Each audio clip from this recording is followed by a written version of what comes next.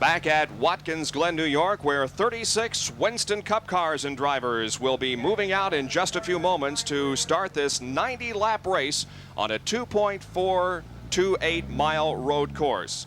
A very historic and famous road course, and we are live on this Sunday afternoon. Of course, earlier today you saw the Formula One race from Hungary here on ESPN, and now an afternoon of Winston Cup NASCAR stock car racing.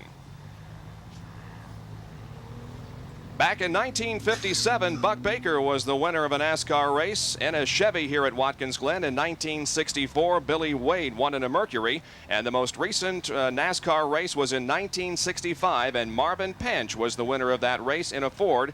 He is here today as the honorary starter of the event. So not a real historic background as far as NASCAR stock car racing is concerned. But of course, they have run many types of cars on this track, including Indy cars, Rick, that you have competed in. Yes, we did. It was, this is a great track for the Indy cars. It's been good to us. We had some good finishes here, and it's a fun track to run on. So, maybe someday we can get them back here. Let's hope so. There are 7 corners that we'll be concerned with today. They're running the shorter course. Now, there is a larger course that is used sometimes, but they cut off a portion of it to run the NASCAR cars, and there are 7 turns that we'll be concerned with. 5 of them are right-hand turns and only 2 left-handers. As you can see, the drivers are being strapped in their cars right now. The NASCAR officials are standing by, ready for the command to start the engines. Then we'll have a couple of warm-up laps before we get the green flag for this 90-lap event. Not one of the longer races on the Winston Cup circuit for this year, but it certainly is enough, I think, because of all the preparation that's gone on so far in practice and qualifying. Quite frankly, the crews just do not know what to expect as far as gearing is concerned and brakes, and those are 2 things that we certainly will be keeping an eye on during this race today. Well, let's go down to the pit area with Jack Arute, who's with Buddy Baker, not a driver in today's event. Well, normally, Bob, the driver of the Quisco Racing Special, when he hears the command that was just given, gentlemen, start your engines, would say a little prayer to himself, buckle the seatbelts and be ready to go. But Buddy Baker is not behind the wheel of the car. We'll hear more about that later. You're the crew chief today, Buddy. Your feelings? Well, Jackie, I just wish Al all the luck in the world in Crisco car. He's extremely nice fellow to work with, and we put a man in the car that we feel can win the race, and that's what it's all about. Yeah, but now, Buddy, you're a pretty intense individual. This guy really takes his racing to heart. How intense are you going to be as a crew chief? Do you think you'll be as bad as you are a driver as far as the intensity, or a little better? Well, let me say this. We've done everything we can to prepare our car and make it very comfortable for Al, and you know what kind of race driver he is. He's the best on a road course.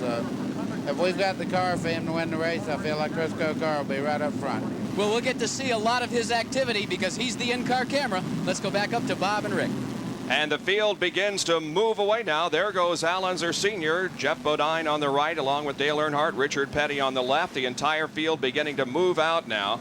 And they'll take, as I said, 2 pace laps before we get the green flag. They leave the starting line area and go down a short straightaway into turn number 1. And Rick, you've driven this course, so perhaps you can fill us in on what this course is really like.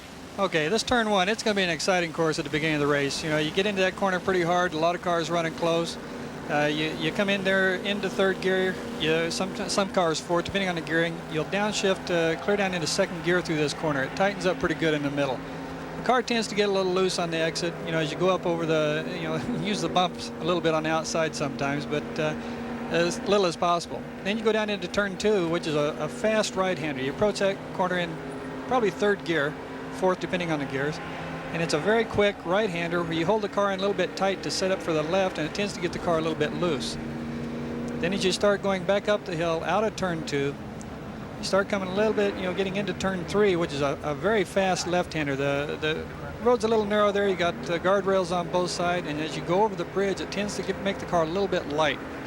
And that can get your heart started sometimes. This is the area of the track we refer to as the S's, this turn 2, 3, and 4, and right now they're between turns 3 and 4. You can see the pace car leading the field down.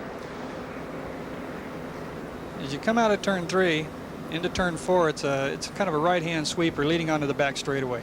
It's a very long straightaway. It's very quick. I believe they're approaching close to 170 mile an hour, if I'm correct on that. Yeah, we will have trap speed information relayed to us. We do have someone out in that area of the racetrack with a radar gun, but as you indicated, Rick, they were running right at 170 miles, and I think 169 really was the fastest.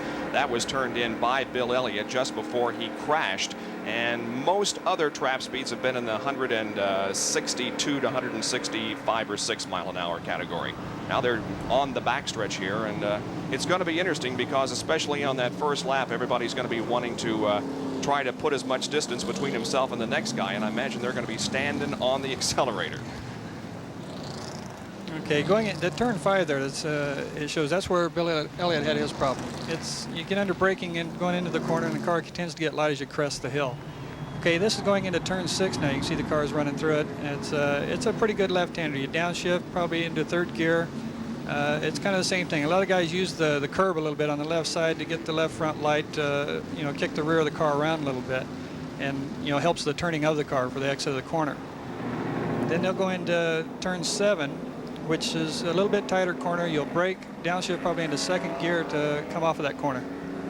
They come off of corner number 7 and go by our broadcast position here on the main straightaway. They complete 1 pace lap, and next time by they should be able to get the green flag.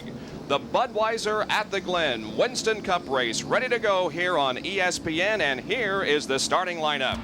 On the pole in car number 25, the Folger Chevrolet from Dooley, North Carolina, Ashland, Ohio, Tim Richmond qualified at 117.563. On the outside of row number 1 will be Darrell Waltrip from Franklin, Tennessee, the number 11 Budweiser Chevrolet. In the second row will be Harry Gant in car number 33, the Skoll Chevrolet, car number 33. He's from Taylorsville, North Carolina. Outside of the second row will be Rusty Wallace from Fenton, Missouri, and the number 27 Alucard Pontiac. In row number 3, Neil Bonnet from Hueytown, Alabama in the number 12 Budweiser Chevrolet. Then Al Unser Sr. from Albuquerque, New Mexico in car number 88, the Crisco Oldsmobile. In the fourth row, Ricky Rudd in number 15 Motorcraft Ford. Ricky's from Chesapeake, Virginia. Also in row number 4 on the outside in the Leot by Garrett Chevrolet, car number 5, Jeff Bodine from Chemung, New York, Pleasant Garden, North Carolina. In the fifth row, Richard Petty, car number 43, the STP Pontiac, and Dale Earnhardt from Kannapolis, North Carolina, in the Wrangler Jean Chevrolet. In row number 6 will be Bobby Allison in the number 22 Miller American Buick. He's from Hueytown, Alabama. Outside of that row will be Terry Labonte in the Piedmont Oldsmobile, car number 44. In the 7th row will be Benny Parsons in the Copenhagen Oldsmobile, car number 55. Outside of row number 7, in the number 71 Helen Ray Chevrolet, will be Dave Marcus from Avery's Creek, North Carolina. The rest of the starting lineup in row number 8, Mike Waltrip in number 23 and Kyle Petty in number 7. The 9th row will consist of Pancho Carter in number 17 and Bobby Hillen Jr. in number 8. In the 10th row, car number 75, Morgan Shepherd, and number 4, Rick Wilson. Row number 11, car number 26, Joe Ruttman, and Bill Elliott in number 9. The 12th row, Phil Parsons in number 66 and Tommy Riggins in 69. The 13th row, Ken Schrader in car number 90 and George Fulmer in 29. Then in row number 14 will be Chet Phillip in car number 81 and Thomas Rotzel in number 51. The 15th row consists of IMSA star Rick Knoop in car number 6, his first Winston Cup race, and Jocko Magiacomo in car number 63. The 16th row has Buddy Arrington in number 67 and Jimmy Means in 52. The next to the last row, J.D. McDuffie in number 70 and Phil Good in number 76. And in the final row will be Eddie Burschwald in car number 64 and James Hilton in 48. Willie T. Ribbs was unable to start, although he did qualify. They blew 4 engines this weekend, and Willie T. Ribbs decided to withdraw from the starting lineup. We're inside Al Unser Sr.'s race car, the number 88 Crisco Oldsmobile that starts outside of row number 3 in 6th position. The pace car pulls off. Here comes the field down. They get the green flag, and the Budweiser at the Glen Winston Cup race is underway. We're glad you're with us on this Sunday afternoon. Stay with us for an afternoon of exciting racing. It looks like that Darrell Waltrip has grabbed the lead from pole sitter Tim Richmond. Let's see if everybody gets through that first corner okay. It appears as if they did. Everybody running okay, but they're abreast as they head up into turn number 2. Field stringing through there, and it's a good battle for the lead as Tim has gotten back that top spot as The number 27 car of Rusty Wallace and Darrell Waltrip battle side by side. They go down the long back stretch, and we should see some passing as they come down here. That's Rusty Wallace going to the outside of Tim Richmond and going into second position while Darrell Waltrip grabs the lead. Tim Richmond is back in third place already. So we've had 3 lead, or at least 2 lead changes here in the first lap of competition. Darrell Waltrip followed by Rusty Wallace, who has performed well here this weekend on the road course. He did extensive testing in this car and put it on the outside of row number 2, but he is running in second position at the moment.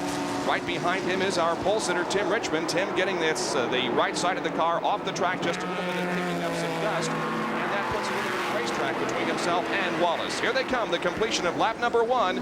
It is Darrell Waltrip followed by Rusty Wallace. Then Ricky Rudd has moved into third position, followed by Harry Gant, and Tim Richmond is definitely falling back. And Rick, he got off the course a little bit. That may have. Yeah, I believe he just got a wheel off over there, and it takes you a while to gather it back up. But he's back on course and running. But Rudd made a good inside move on the start. He's up. That's what put him up into the third position now. Ricky Rudd started the race from 7th spot and is all the way up into third right now. There appears to be a little bit of smoke or something coming from the rear end of Rusty Wallace's car. I've noticed that a couple of times. At the moment, I don't know what it is, but it isn't affecting the car at all. He's right behind our leader, and there is Al Unser Sr., who's right behind Tim Richmond. It's Richmond in 6th and Al Sr. in 7th position. Rusty's car looked like it might have been a little bit of the fuel overflow in that left-hand corner that was flowing out of the right rear corner, which was probably causing that. Al Unser Sr. negotiating this racetrack here at Watkins Glen behind Tim Richmond. We understand that Tim Richmond's car has a miss. The engine is misfiring. Our spotters around the course have informed us of that, so we'll keep an eye on Tim Richmond's car. He has fallen back here at the beginning of the race. 2 laps completed. It's still Rusty Wallace trailing the leader, Darrell Waltrip. That's how close they are, and you can see the slight interval between second and third position as Wallace leads the third place Ricky Rudd. I do not notice any of that fluid or smoke or whatever it was coming from Wallace's car, so apparently everything is okay. Now there's a little tire smoke there, but again, apparently it's not affecting the handling or the running of that car at all. These two are taking off and leaving the rest of the field. They come down the backstretch. Speeds approaching 165 miles an hour here. The trap speed on that last lap was 160.7. Rusty's locking up the right front there, getting into the corner. That's a tough place getting in there. Still right behind our leader, Darrell Waltrip. We're on lap number 3 of this 90-lap race. Let's go down to the pit area.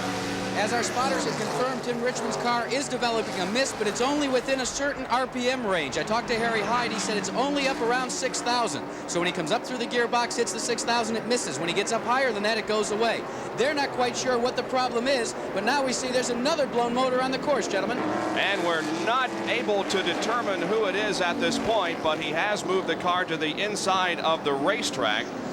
And we'll try to determine, well, it's car number 63. That's the Jocko Giacomo machine. Jocko competing in Winston Cup events here in the eastern portion of the United States, competes regularly at Pocono and came here this afternoon in that number 63 machine, the Linro Corporation Buick. And we have a yellow flag on the course, and we assume it's because of that blown engine. The crews will be coming out to see whether or not there was any oil dropped on the surface, creating a hazard for the drivers. So the pace car comes out, and overall yellow has been called for by the NASCAR officials. And there is the number 67 Buddy Arrington machine also coming in for a pit stop. They're refueling the car, but it's certainly a little bit early for routine pit stops. But Buddy makes a quick stop and gets right back out there in competition. So a rather early yellow here with only 3 laps completed. The leader of this race is Darrell Waltrip. Running in second position is Rusty Wallace. Third is Ricky Rudd, and in 4th spot at the moment is Harry Gant. We'll be back with more live from Watkins Glen, New York.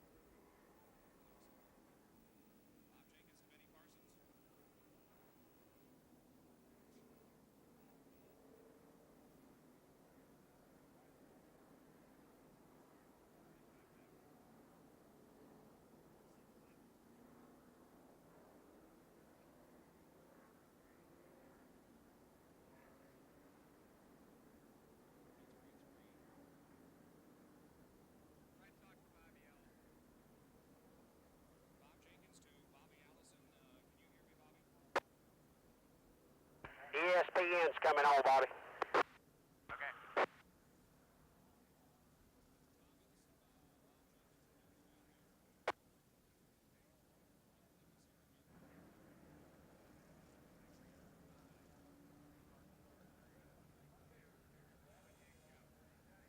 The race is under yellow here at Watkins, Glen, New York because of a blown engine on the Jocko Giacomo machine, car number 63. And a little bit of oil fluid out on the racetrack, so the crews have come out to clean it up. Try to establish some radio communication here with Bobby Allison. Bobby Allison, this is Bob Jenkins in the ESPN booth. Can you hear me? Bobby at the moment is running in 11th position, but we're apparently having some communication problems with him. Field in single file formation now up through the S's. The way they're running, we have Buddy Arrington back in the pits for the second time in the matter of just a few minutes here. The leader, Waltrip. Second is Wallace. Third is Rudd. Fourth is Harry Gant. Fifth is Neil Bonnet. Sixth position is the pole sitter, Tim Richmond, who dropped back at the start of the race because of an apparent misfire in the engine. Al Unser running in 7th. In 8th position is Jeff Bodine. 9th is Richard Petty, and 10th is Dale Earnhardt. 11th is Bobby Allison. 12th is Benny Parsons. 13th, Terry Labonte. 14th position is Joe Ruttman, and 15th at the moment is Kyle Petty. The number 26 car of Joe Ruttman has probably made the biggest move of the race so far. He started 21st. He was the fastest second-day qualifier on Saturday and has moved to 14th position. Joe Ruttman moving up well through the field.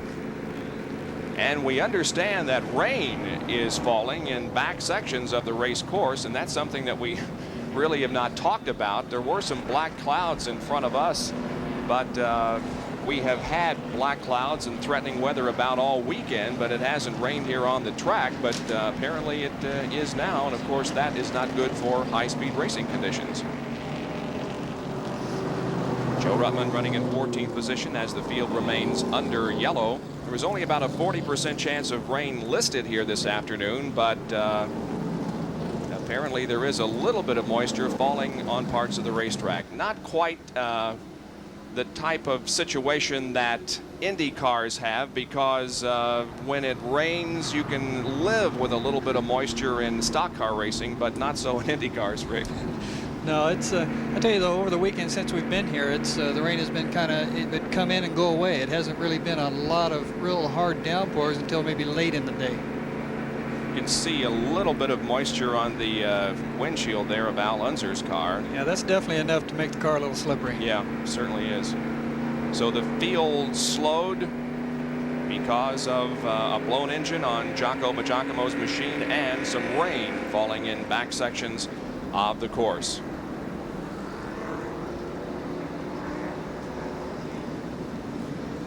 Pace car comes down the main straightaway here, leading the leader of the race, Darrell Waltrip. We'll talk to Al Unser Sr. about mental preparation changing from Indy cars to stock cars. You just have to change your way of thinking.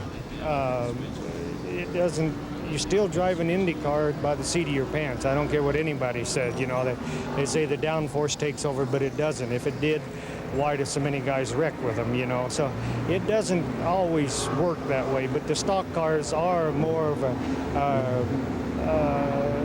seat of your pants feel because they don't have the grip. Comments from Al Unser, who was one of 12 drivers in the IROC race yesterday. There is Buddy Baker, the crew chief now on this machine. Al Sr. led for a great portion of that IROC race yesterday, and we'll talk with Rick Mears about his performance in that race in just a moment. But first of all, let's go down to Jack Arute.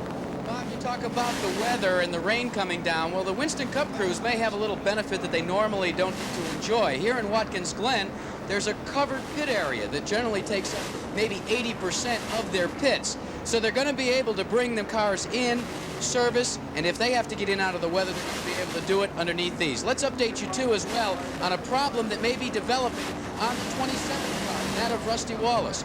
Wallace, they feel they have filled the car too full with oil. They're beginning to devise a little Rube Goldberg-type outfit to be able to satisfy getting getting that oil back out of the engine before it goes to the racetrack. We'll keep you apprised of that.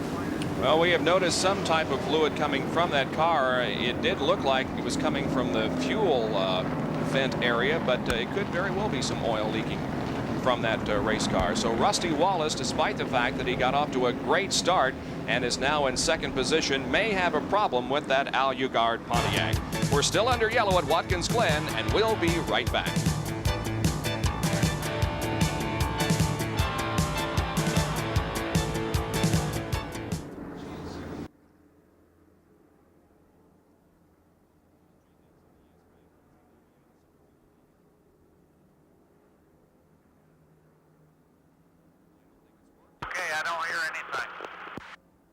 Bob Jenkins was just trying to talk to you from ESPN. Can you switch your switch over to 0 to talk to him and then put it back to the private line? Okay, try it now.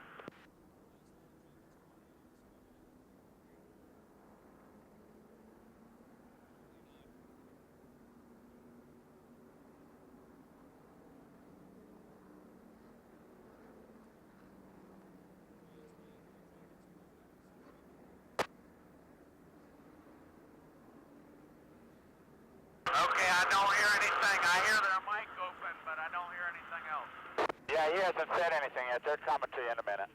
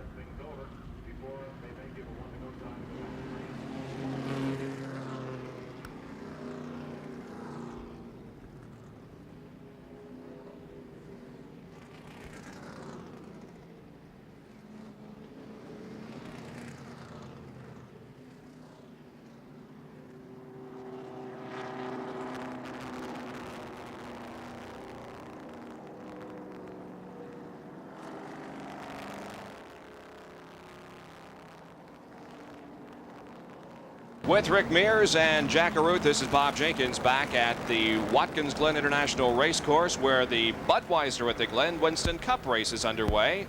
And we haven't seen much action, quite honestly, so far. We ran about 3 laps under green. Then the yellow came out because of some oil on the racetrack and because of rain falling in some portions of this track. The leader is Darrell Waltrip in car number 11. Second position is Rusty Wallace. Third is Ricky Rudd. In fourth is Harry Gant, and fifth place is Neil Bonnet. We haven't talked very much about what to expect as far as pit stops are concerned. Rick, I guess most of the crews are expecting 2 pit stops during this relatively short race. Yeah, I believe it's 2 to 3, depending on what kind of mileage they've got. But also another thing, as far as pit stops go, we've been talking about the brakes being a problem as far as this track is concerned. And, 3,700-pound car trying to stop it in these corners, that really is hard on brakes. And I've even heard a couple comments from a couple of them talking about actually changing brake pads during the race. Bobby Allison's crew did indicate that they were at least prepared to make changes in the brakes and to replace them during the course of the event. So that certainly is a possibility at this time. On these pit stops, as far as the pit locations, I noticed Darrell Walter made a pretty good move on where he's pitted in the pit lane, being at the very end. I know with this pit lane, when you come in here, you come off of turn 7 and you can get a good run going into the pits. But then if you're pitted at the front, you have to stop, and then you take off and you get a good run, and the corner exiting the pit is very tight, so you have to stop again. So it's almost like he'll have to make 1 stop instead of 2. He can stop right at the very end and just start getting up to speed as he exits the pit lane. Watching Bobby Allison out on the racetrack behind Dale Earnhardt and Richard Petty. Bobby has had good success on road courses. He has 6 wins at Riverside International. The last one was in 1981, but he has had 20 top 10 finishes in 37 Riverside starts. The word is being given to the drivers now by Harold Kinder, the official starter for NASCAR, that they'll go back to green in 1 more lap. The lights on the pace car are out, and that indicates that they will go green next time around. Well, we had an opportunity to talk with Rusty Wallace about his expectations here at Watkins Glen. Do you think there might be a problem with the fact that at Riverside there's a lot of runoff area, you get into the sand? Here, you got guardrail to contend with. Well, that is definitely going to be a problem. You're going to have to stay on the racetrack. There's a lot of grass around this place, so when you hit that grass, you just take off like crazy. And it's not like the sand at Riverside. When you hit that, you can fairly get the car under control. Here, you don't have any control. Is what happened to Bill Elliott when he qualified. The rear end broke off from underneath him. When he hit that grass, it just took off. But you've got to pay attention to what's going on and stay on the track. That Bill Elliott crash which occurred on Friday, he was actually warming up just to take the green flag for his qualification attempt. Was at least a very serious looking race. The car got on top of and part of the car over the guardrail, but they did get the car back into the garage area and make repairs. He qualified on Saturday, second day qualifier, and was the second fastest during that qualifying session. But Bill Elliott looking to move up through the field now here on race day. There is the Elliott crew. I tell you, they did a super job of getting that car ready the way they did. And Jack is down there ready to talk with the crew members. Jack? Well, I'm here with Dan Elliott, one of the Elliott brothers. And Dan, you guys had to do a lot of heavy-duty reworking after you got here to Watkins Glen and the problem with Bill's car. Now that the race has only run actually 3 laps under green, has he reported as to whether the car's working to his satisfaction or not? No, hadn't got a chance to get out of the traffic enough to tell how the car is, but according to what laps we ran yesterday, it's still not what it was the first day that we got here. How tough is it on a crew when you come out here, you think you've got your best stuff ready to roll off the truck, and then even before you qualify, you just roll it up in a ball and have to try and straighten it back out and get into the field? Well, we just had to do the best we can with what we had because we really didn't have, we had a spare car in the truck, but it wasn't the kind of car we needed to run here. So we did the best we could with what we had left, and we're going to give it our best shot today, and I hope it's good enough. When you talk about that spare car, if you go take a look at it, it looks like it's mobilized because there's an awful lot of parts and pieces missing off that car that he says wouldn't work here. Bill Elliott has moved up 3 positions here in the opening laps. He was 22nd at the start and now 19th. The field is beginning to come off of corner number 7, headed for the resumption of the race. Green flag is displayed, and we are back to racing at Watkins Glen. Number 12, Neil Bonnet, moving to the inside, trying to pick up that 4th position from Harry Gant, and Gant gets a very bad start. Harry drops back 2 positions. The number 33 Skull Bandit of Harry Gant drops 2 positions as both Neil Bonnet and Tim Richmond were able to pass him when the green flag came out before they got into turn number 1. The field moving up now through the S's. Turns 2, 3, and 4, headed for the long backstretch. Darrell Waltrip leading the single file formation down the backstretch. Speeds up around 165 miles an hour. Now hard on the brakes and downshifting going into corner number 5. It's Darrell Waltrip still leading, but only by about 1 or 1.5 car lengths over Rusty Wallace. Ricky Rudd holding in there in 3rd position.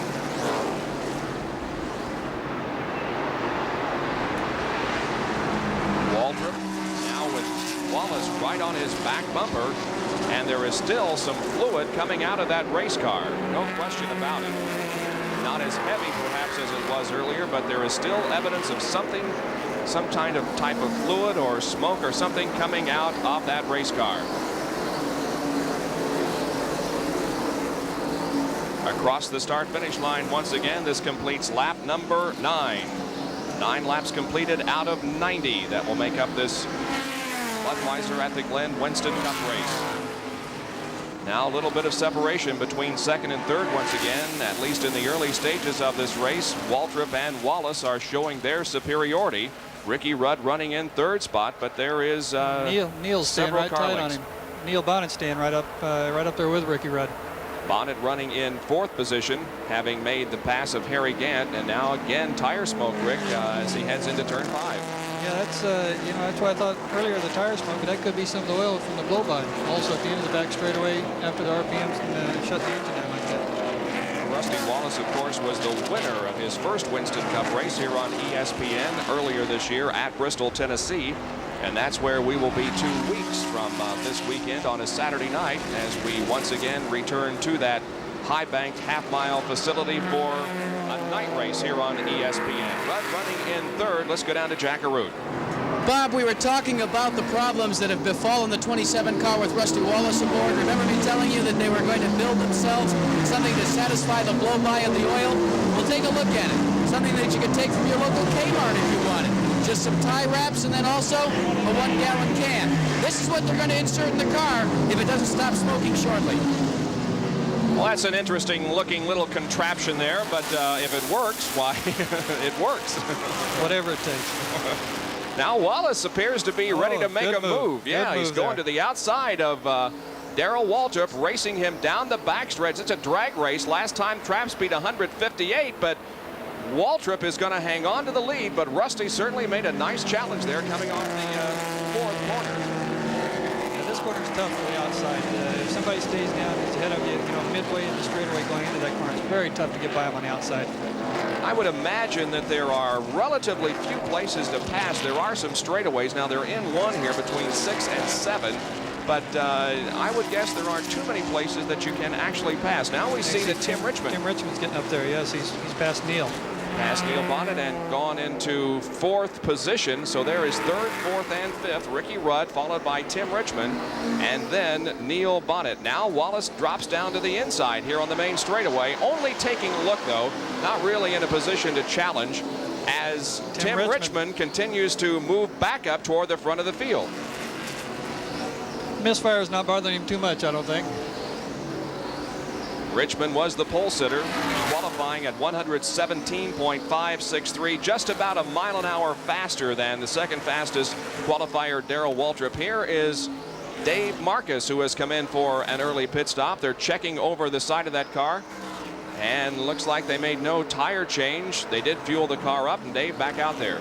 I saw him playing with the net, and I don't know if maybe the net was down or something. They had to come in and put that back up. Could have been the netting on the driver's side of the car. Could have been askew or something. Anyway, he wasn't in very long, and he's back out there. Rusty Wallace continues to challenge Darrell Waltrip for that lead.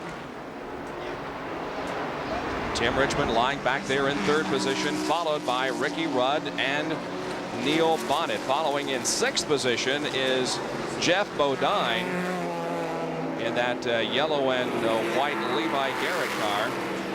Jeff had a problem in qualifying on Friday. He went out to qualify just after a tremendous amount of oil was put down on the racetrack, and Harry Gant has come in for a pit stop.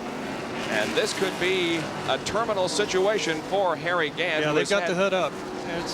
He has had just terrible luck in Winston Cup racing in the past few races. He had quite serious crashes both at Pocono and at Talladega. And in the last 3 races, his finishes have been 31st, 30th, and 22nd. His best finish most recently was a 2nd at the Michigan 400 several weeks ago. They're putting the hood down on the Gant car, and they motion for Harry to go back out there on the racetrack, but there is obviously something wrong with that number 33 Skoal Bandit. I know it's a little smoke as he went out of the pits. He might have a little bit more of a header or something there. We'll watch that situation. He did not lose a lap, but certainly did lose several positions. And Neil Bonnet has passed Ricky Rudd.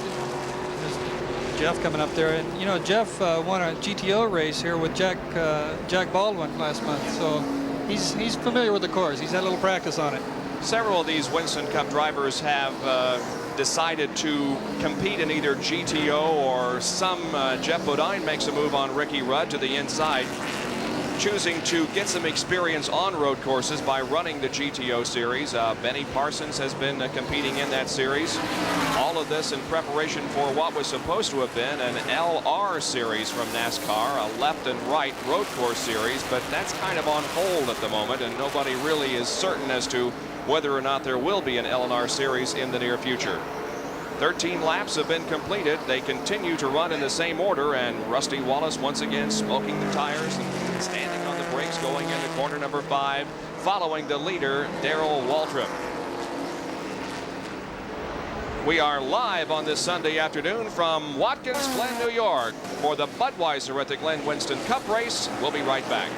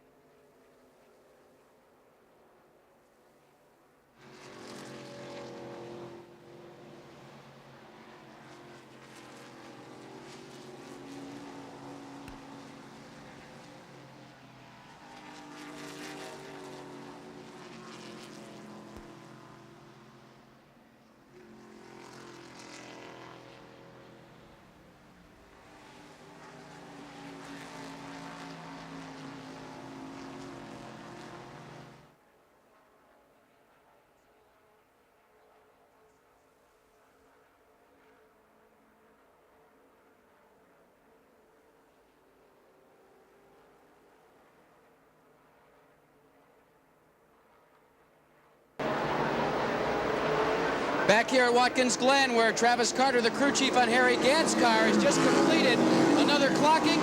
You had to bring Harry in early, Travis. What was the problem? For some reason, we were starting to blow some oil. It looked like it was blowing out of the breathers. I think we might have overfilled the tank a little bit or something. It had too much oil in it. Creates a lot of pressure in the crankcase with that downshift, and it revs the motor pretty high. So if the oil level falls, I think it will, the problem will stop. Well, there's another indication, another car we've already told you about. Rusty Wallace's problems with overfilling the crankcase, and now let's see Harry Gant has had this operation. Well, Harry Gant is certainly back in the field considerably. You can see there that he's trying to move back up through the traffic, but he has a lot of racetrack in front of him as far as catching the leaders. So Harry Gant is not looking real good at the moment, but the car at the same time not showing any evidence of smoke at the moment. Well, a little bit perhaps evident from the car as he goes down the back stretch. Well, I'm talking about being back in the field. Elliott's working his way up. He's up to 14th. He just passed another car going into turn 1 here.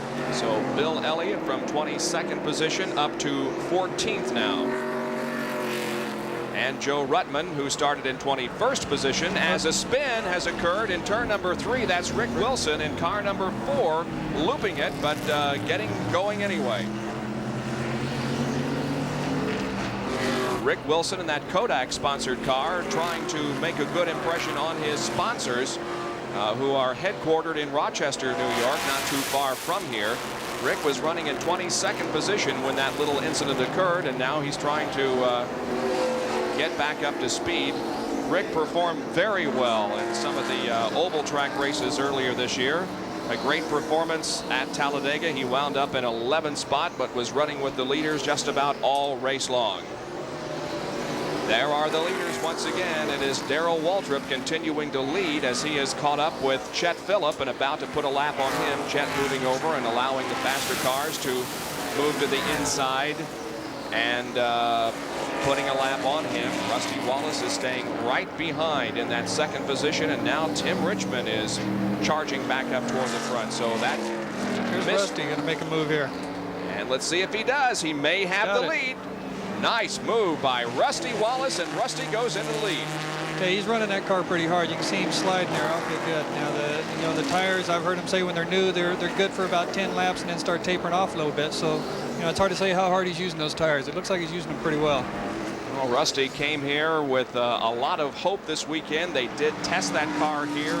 He got in quite a few laps and perhaps had a little bit of an advantage on some of the other drivers who didn't, and his testing is showing itself here as Rick Wilson has come into the pits. Jack Arute is down there. It looks like it could be a serious problem on Rick Wilson's machine. They're working beneath the hood, checking the carburation and the timing on the car right now.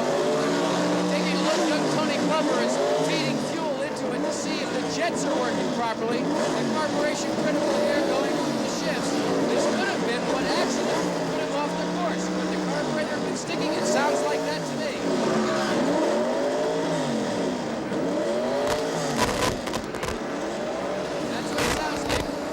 Some of the linkage is actually being hung up, so they'll have to work on Rick Wilson's Kodak-powered machine and put him back out on the track. Gentlemen.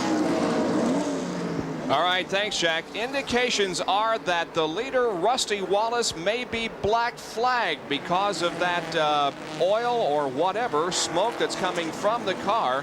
We'll watch this time around to see if Harold Kinder does give him the black flag, but that is the indication. Tim Richmond, meanwhile, has moved to second position as Darrell Waltrip has now dropped back to third. Jeff Bodine has moved up to fourth, and Neil Bonnet running in fifth position. So those problems that beset Tim Richmond early apparently aren't as much of a factor right now. It looks like Darrell's kind of decided the pace was setting a little too strong for the race conditions. So he's going to look like he's going to back off a little bit, maybe save the tires, save the brakes, and work on it a little bit later on. Well, Rusty did not get the black flag that time around, but you can very easily see the smoke coming from the rear end of that race car. Darrell Waltrip, one of the smartest, most intelligent drivers on the Winston Cup circuit as far as pacing himself. He gets out to an early lead. He establishes what the car can do, then very often will lay back for a few laps to watch what everybody else can do, and then at the end of the race make a charge for the front. They come down here once again, and Rusty Wallace has about a 7 or 8 car length advantage on second place Tim Richmond. We understand that Rusty Wallace will be making a pit stop this time around, or at least in the very near future. We'll keep an eye on that. And indications are also that if he does not come in for a pit stop under his own accord, he will be given the black flag. Harold Kinder, who is located right beneath us in our broadcast location, has the black flag in hand. And Rusty is dropping to the inside of the racetrack and is coming in for the pit stop. Here's Jack.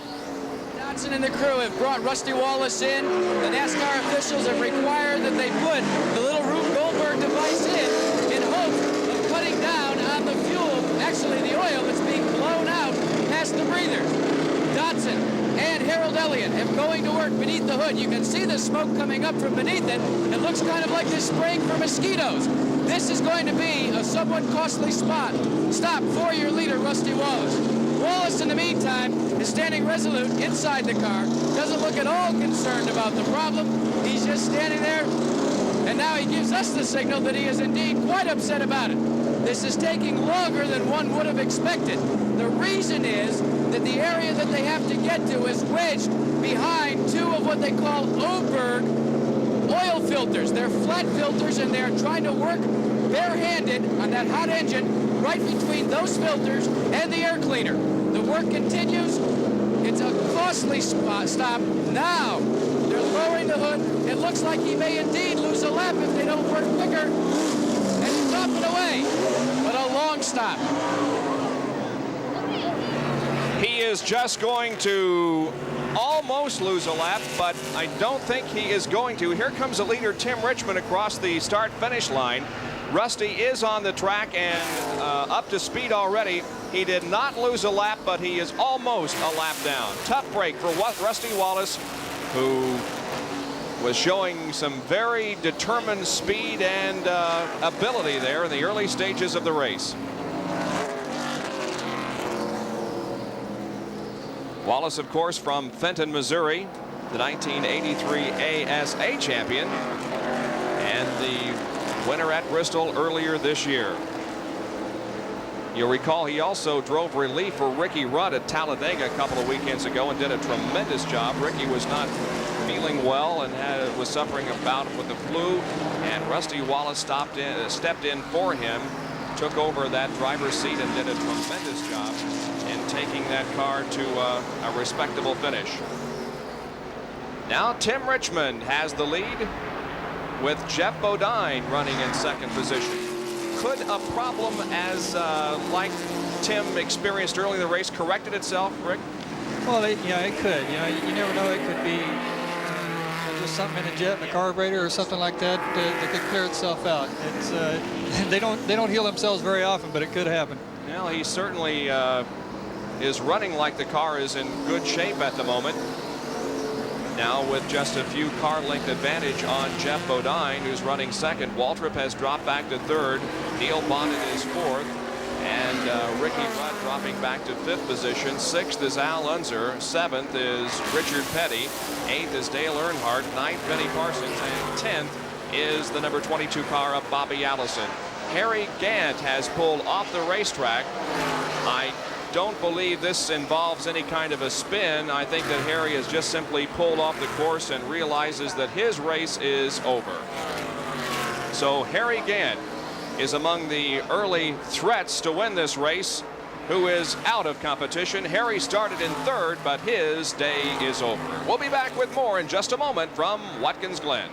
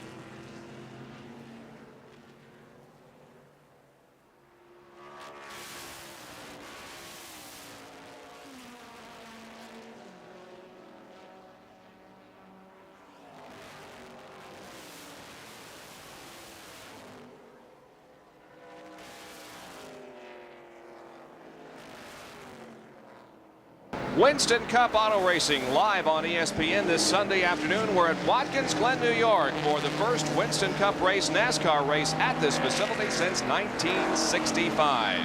The leader is Tim Richmond. We have had 3 leaders in this race. Darrell Waltrip led for a while, then Rusty Wallace, and now the pole sitter, Tim Richmond. He had a problem earlier. Does he still have a problem? Well, perhaps Jack Arute can answer that question rather. Well, Bob, just a couple of moments ago, there was a lot of activity in Harry Hyde's pit here for Tim Richmond. Harry, we thought you were going to bring him in. You thought there was a problem. Well, we have got a problem with the fuel pressure gauge. It's reading 0 in one place on the racetrack, and Tim was afraid he was going to run out of fuel. But we should be able to stay out there about 10 more laps. Now, add to that the problem you've got with the misfire at 6,000 RPM. Do you find it a little incredible that you're leading this thing? Well, we had him to switch ignitions. We got a backup system, and he switched it over, and that cured that problem. So they get rid of one problem and another one starts. Just those kind of days for Harry Hyde and crew. Well, there is an explanation on whether or not the car is still missing. They switch over to the backup ignition system and everything is okay. Well, now, you know, on that the fuel pressure gauge, I've heard a lot of the guys are having trouble with fuel pickup problems. You know, getting the right, you know, everything right in the fuel cell for fuel pickup. And as the fuel's getting low, you know, they've got 23 laps down here. They're coming in fairly soon. So it could be just that it's running by the fuel pickup, picking up a little air and making the misfire. It's another inherent problem of running on the road courses as opposed to the ovals where you only turn left. You're concerned with right and left here, and there sometimes can be a fuel pickup problem. The leaders are approaching the number 6 machine of Rick Knoop, who is a former IMSA racer who competed last year with the BF Goodrich team, teaming with Jim Busby.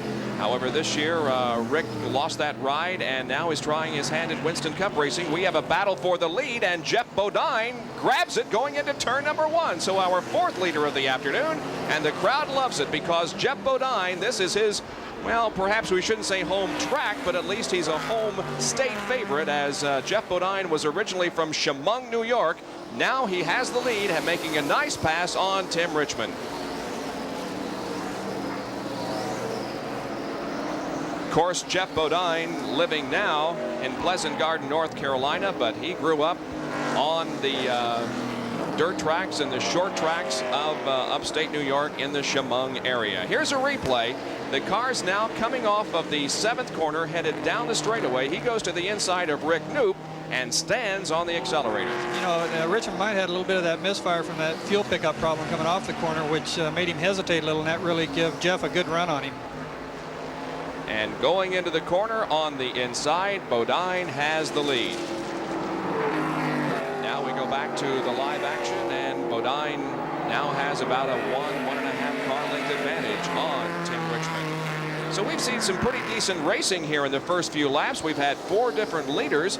There was some concern that these cars would get strung out on this road course and wouldn't present as good a show as you normally see in Winston Cup racing, but I'm quite impressed with several of them running right together on the racetrack and passing for the lead.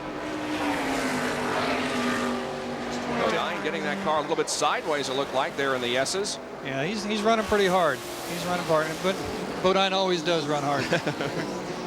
Running about 152 miles an hour, we understand, at the end of this backstretch. The trap speeds that are being fed to us, about 151 miles an hour. So they're considerably slower than they were during the early stages of the race and during qualifying, mainly because of the traffic out on the racetrack. There is Joe Ruttman, who apparently is having some problems, as Ruttman has slowed dramatically on the racetrack. He was running in 13th position after having started this race in 21st, but Joe Ruttman in that Quaker State machine owned by Kenny Bernstein is in trouble.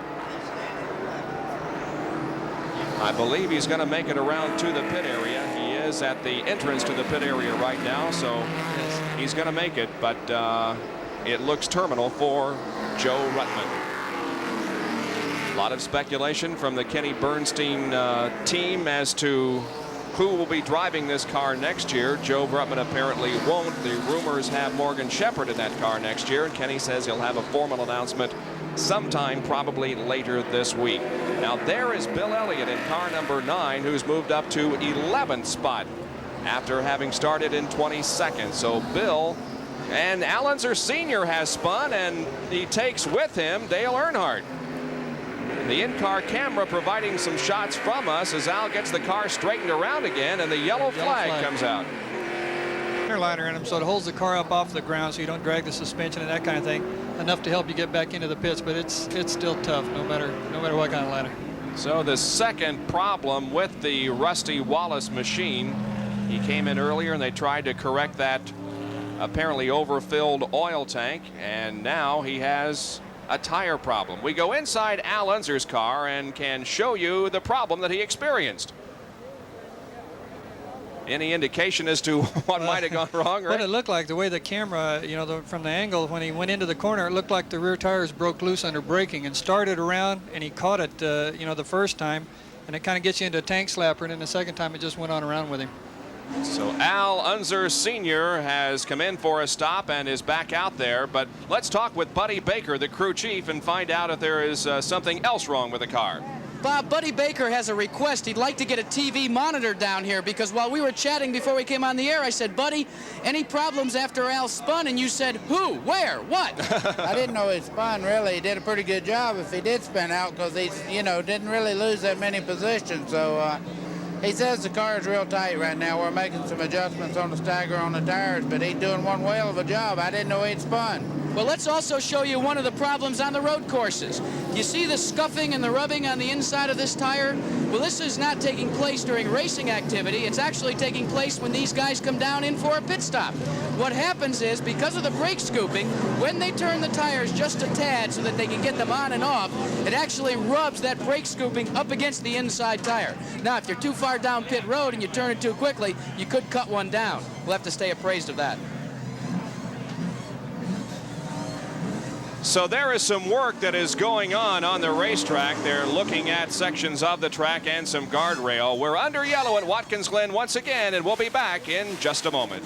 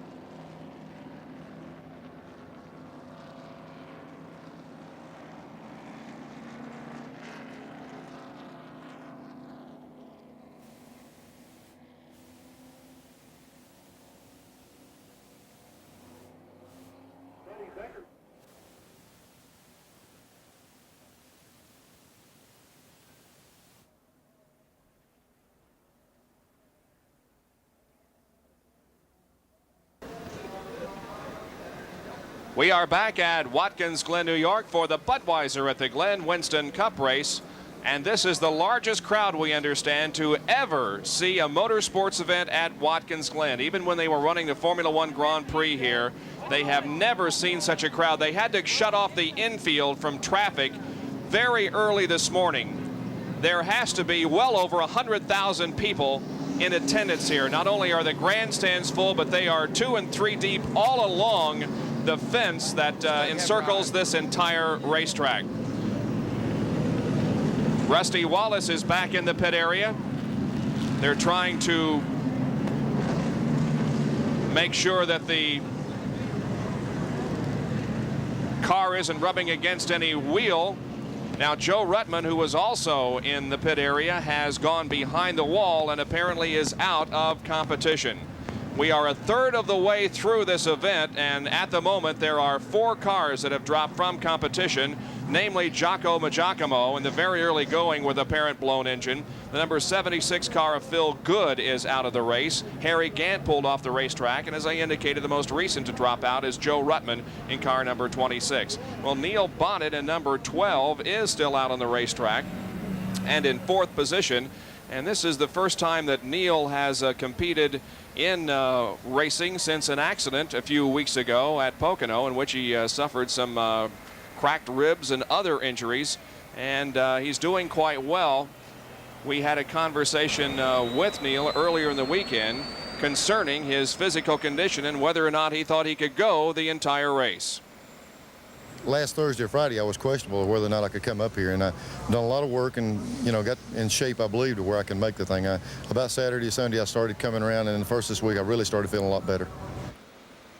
The word from Neil Bonnet. Now, Bobby Rahal was sort of asked by Junior Johnson and others to stand by for some relief driving. However, Rahal went home after the IROC race. They do have a driver, however, standing by just in case Neil needs relief. Let's get more on that from Jack. Bob, actually what happened is they asked Bobby Rahal at Talladega if he'd consider coming up here, and he said, well, I'll be here for IROC, but I'm just not sure if I'd want to actually try my hand. Rahal has driven before. But the gentleman next to me lives close by in nearby Rochester, New York.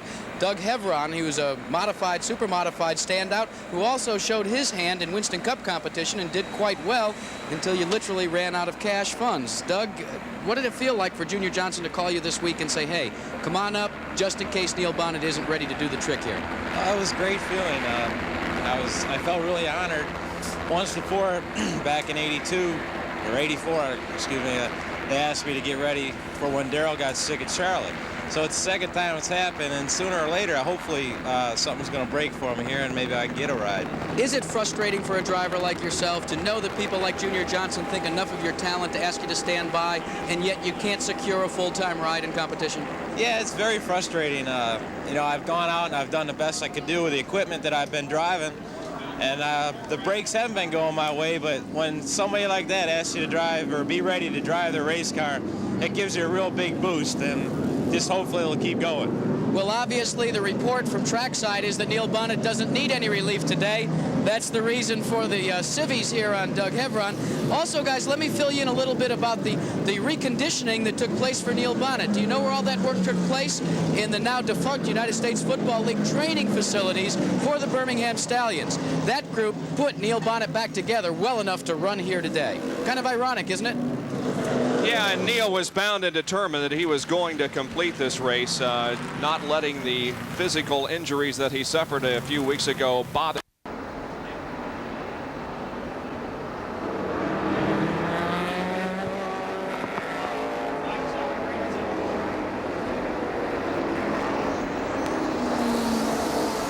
Yeah. Okay.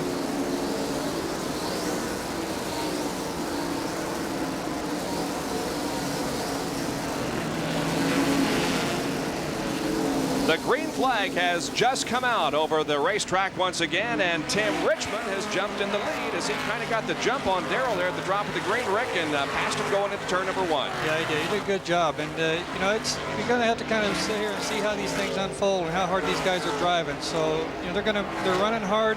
There it is. Yeah, he got a good run at him coming off the corner. Now, what do you do in your mind when you know that you're going green? Do you try to anticipate and build yourself up mentally for the drop of the green? Yes, you do. Anticipation is really the main thing. You know, you try to lay back just a little bit and hopefully you get on the throttle before the guy in front of you does, and everything works out right. You approach the car in front of you as the thing goes green, so you can just keep the momentum up and go right on by him. And Jeff Bodine has also moved around Darrell Waltrip into second position. Waltrip goes from first to third here in the half lap that we have run under green since coming off that yellow flag condition caused by the Al Unser spin that also involved Dale Earnhardt, but both of those cars back in action. We also mentioned that Joe Ruttman's car had been pushed behind the wall. However, He is back out there in competition, so Joe Ruttman is still in this race. Tim Richmond leading Jeff Bodine and Darrell Waltrip through the S's.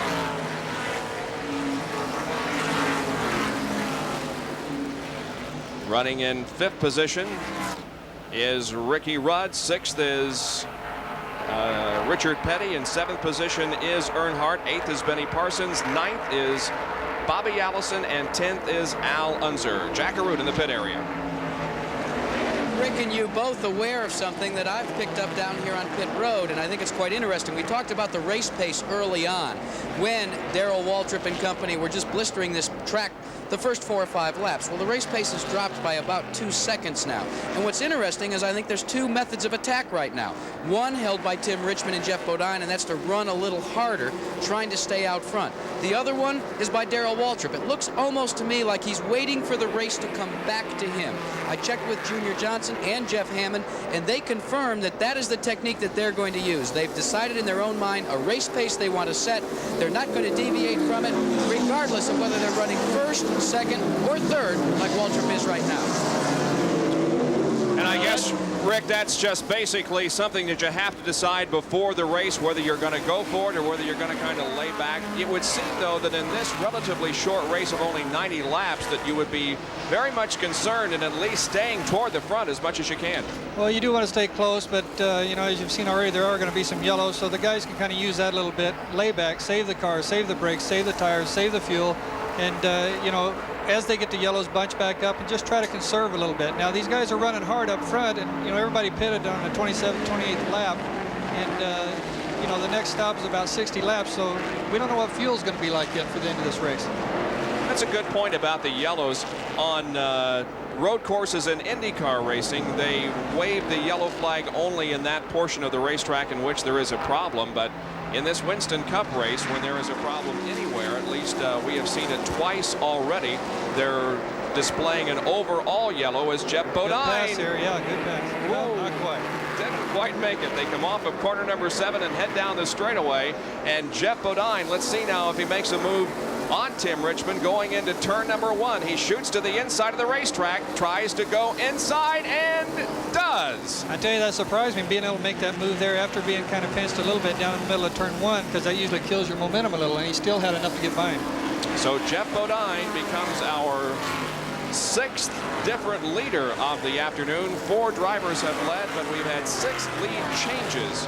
And a replay of it, Bodine almost making the move in turn number 7. Here on the straightaway, he goes inside. Just slides under him underneath braking. You know, just gets in a little bit deeper, a little bit harder. He's using the brakes up a little bit more here, but it was well worth it. It worked. That's a good point. You perhaps take a chance in making that kind of a move to grab the lead momentarily, but at the same time, you may be using the brakes just a little too much. The way he's pulling out here, though, he may be, you know, working strong enough and well enough that if he can stay out front, he can kind of back off a little bit, and he's, you know, be a little easy on the brakes and the tires and still hold the lead. Darrell Waltrip now back in 3rd position, and his teammate Neil Bonnet running in 4th position. So the Hendrick team making a good showing. The Junior Johnson team making a good showing here. Rick Hendrick will be the man that Darrell Waltrip runs for next year. Plans, of course, have already been announced for Darrell Waltrip to join the Rick Hendrick team. And so he is ending his association with Junior Johnson after this season. And Waltrip now approaching the 2nd place car of Tim Richmond. And we may be seeing past there, Terry Labonte has pulled into the pit area, and he drops out of competition, and the problems that have beset Terry Labonte in the last few races continues. He's had a tough time. He did finish 6th at Pocono a couple of races ago, but in Talladega, the most recent Winston Cup event, he was 38th. He also had a 19th place finish in the Firecracker 400 at Daytona. It has not been what you would call a good season for Terry Labonte. The bearings apparently are junk in that engine, and that's the reason why Terry Labonte has called it a day. And he apparently will be Junior Johnson's replacement for Darrell Waltrip next year. Terry was running in 11th position when he pulled off course. Joe Rutman's problems continue as we watch the action on the racetrack. Rutman has come in for another stop and goes behind the wall for a second time. You know, if you watch Waldrop here running along behind Tim Richmond, his car seems to be hooked up a little bit better. He doesn't seem to be having to lean on it quite as hard as Tim does to run that same kind of pace. So I think Darrell's in pretty good shape. He's running along here, not using the tires up that much, and still able to run right with everybody. There is Bodine, Richmond running in second, then Waltrip, and Neil Bonnet, and Ricky Rudd in fifth, Richard Petty in sixth, and Dale Earnhardt in seventh position. As you said, he apparently has that car hooked up because he's stretching out the advantage just a little bit as they head down the backstretch at about 155 miles an hour. Jeff Bodine, as we indicated, was extremely unhappy after his qualifying run on Friday. We talked to him and he was just very unhappy. We now focus our attention on Richard Petty as we indicated Jeff Bodine went out on the racetrack to qualify after a lot of oil had been dumped, and he thought that was quite unfair because after he qualified, the crews did go out onto the racetrack and dry up the oil, but nevertheless, Jeff did have a respectable qualifying speed of 114.6 miles an hour, started in 8th, and is showing the performance of that car here this afternoon by leading. There's Richard Petty in car number 43. He's running in 6th spot at the moment, staying up there with the leaders. They come single file down the main straightaway. He's right behind Ricky Rudd, and look at Benny Parsons make a move on Dale Earnhardt going into corner number 1. And Rick, that apparently is where we've seen most of the passing here. That's the way you're going to see most of the passing done on a road course. That's really another one of the main differences between road courses and ovals, is that all your passing is usually done going into or off from a corner rather than racing side by side through it, which is the way you do most of them on the ovals. You'll see a lot of that here today. So Benny Parsons moves to 7th. Dale Earnhardt is back to 8th. Al Unser is in 9th, and in 10th position is Bill Elliott. There's a good look at Benny Parsons. 7th place at the moment. Bill Elliott up to 10th after the 22nd starting position, so Bill continues to run well. Here comes the field off of that corner once again, off of corner number 4. There is Bill Elliott in the number 9 machine, virtually destroyed in an accident here on Friday, but they went to work and got the car put back together, and it isn't looking too bad, really. It had a lot of paint and crinkles in it earlier this week. I noticed earlier too, I think he's kind of biding his time and working his way up too. He knows there's going to be yellows and be able to bunch up, and he looks like he's kind of running a pace and saving the car as he was working his way up through the traffic earlier. 38 laps have been completed. Bill Elliott, by the way, was the 2nd place finisher in the IROC race yesterday here at Watkins Glen. Also the 2nd place finisher in the point standings. And Rick, you were in that race and didn't have one of your better days. No, it wasn't one of our better days. We had a little bit of a misfire right through the S's where you see the cars now. But I just, after we start dropping back a little bit, I thought this would be kind of crazy to put this car in the fence running last. So we just thought we better bring it home. Winner of that IROC race yesterday, of course, was Al Unser Jr., who also wound up as the IROC champion for 1986. There is the leader, Jeff Bodine from Chemung, New York.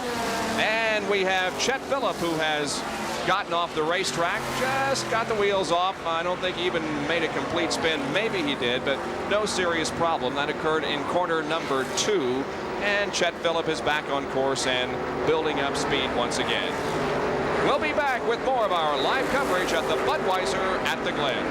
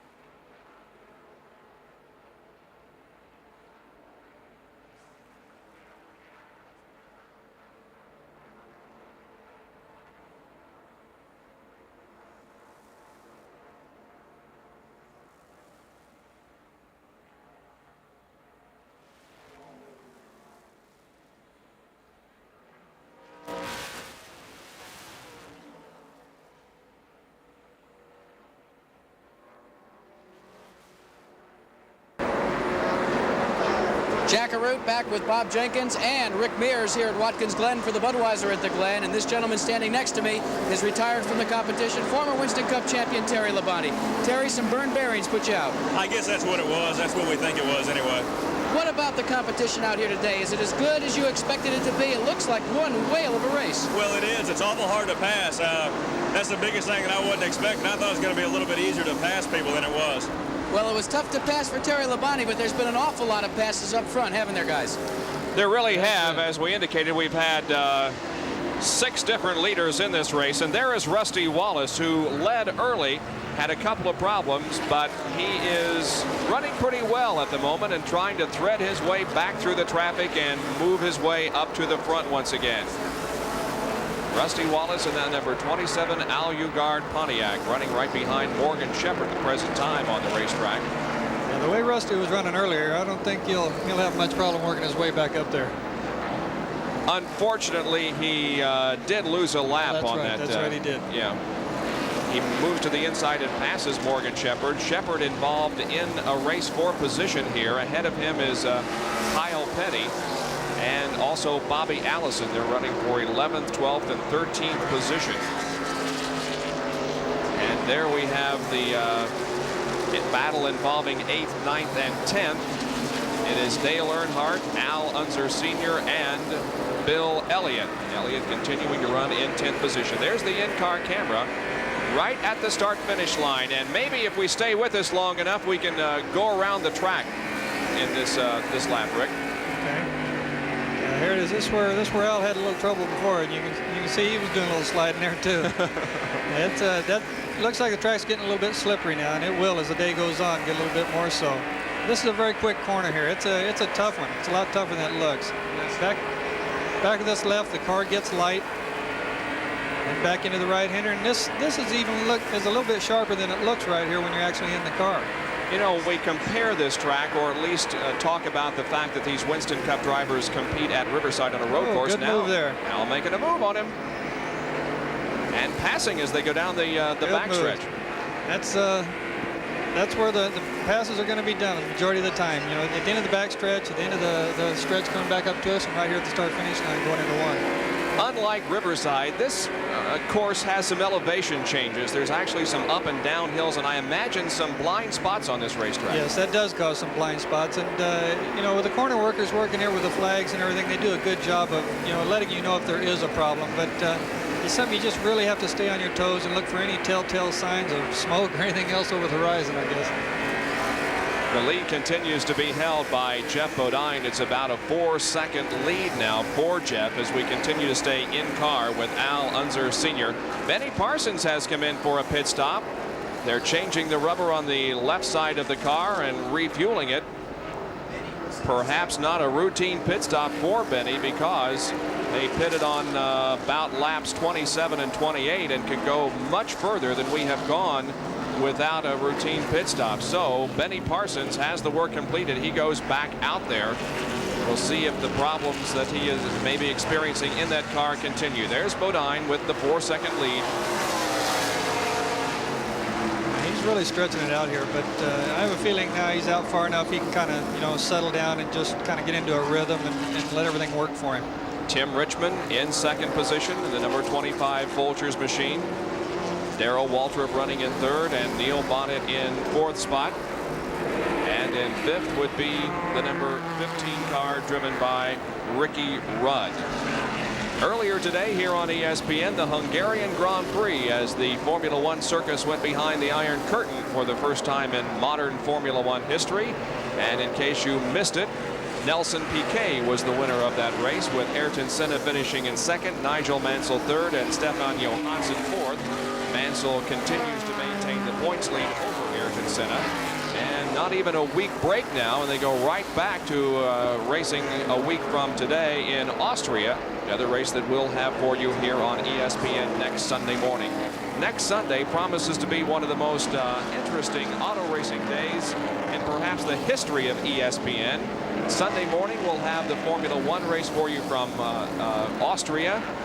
Then we will have the Winston Cup race from Michigan International Speedway, the 2-mile tri-oval in which the competition is always just outstanding. And then on a tape delay basis next Sunday evening, we will have the Pocono 500 for Indy cars. And we'll talk with Rick Mears a little bit about that race in just a few moments. He's done some testing there. Right now, we'll take this break and be right back to Watkins Glen.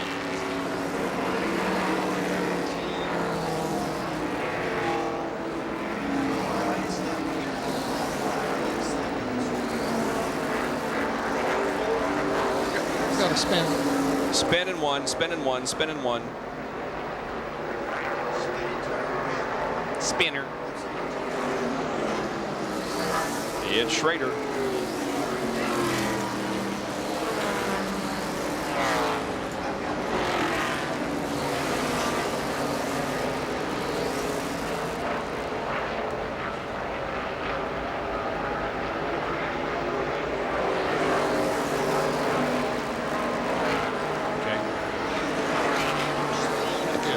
I don't think that's right. Is it? Is it? Okay. You agree with that? I don't either. Yeah. Okay. All right. All right.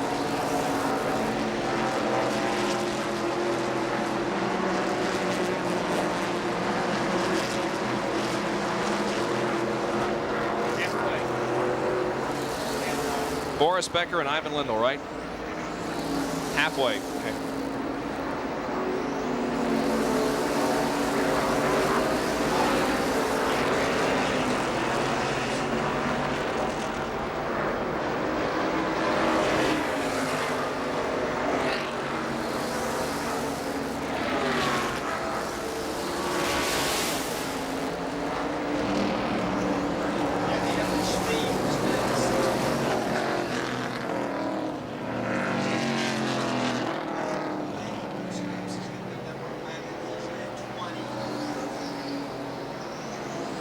Right after our NASCAR race this afternoon, join us for the finals of the Volvo International. It'll be a rematch of the Wimbledon final as Lindell versus Becker.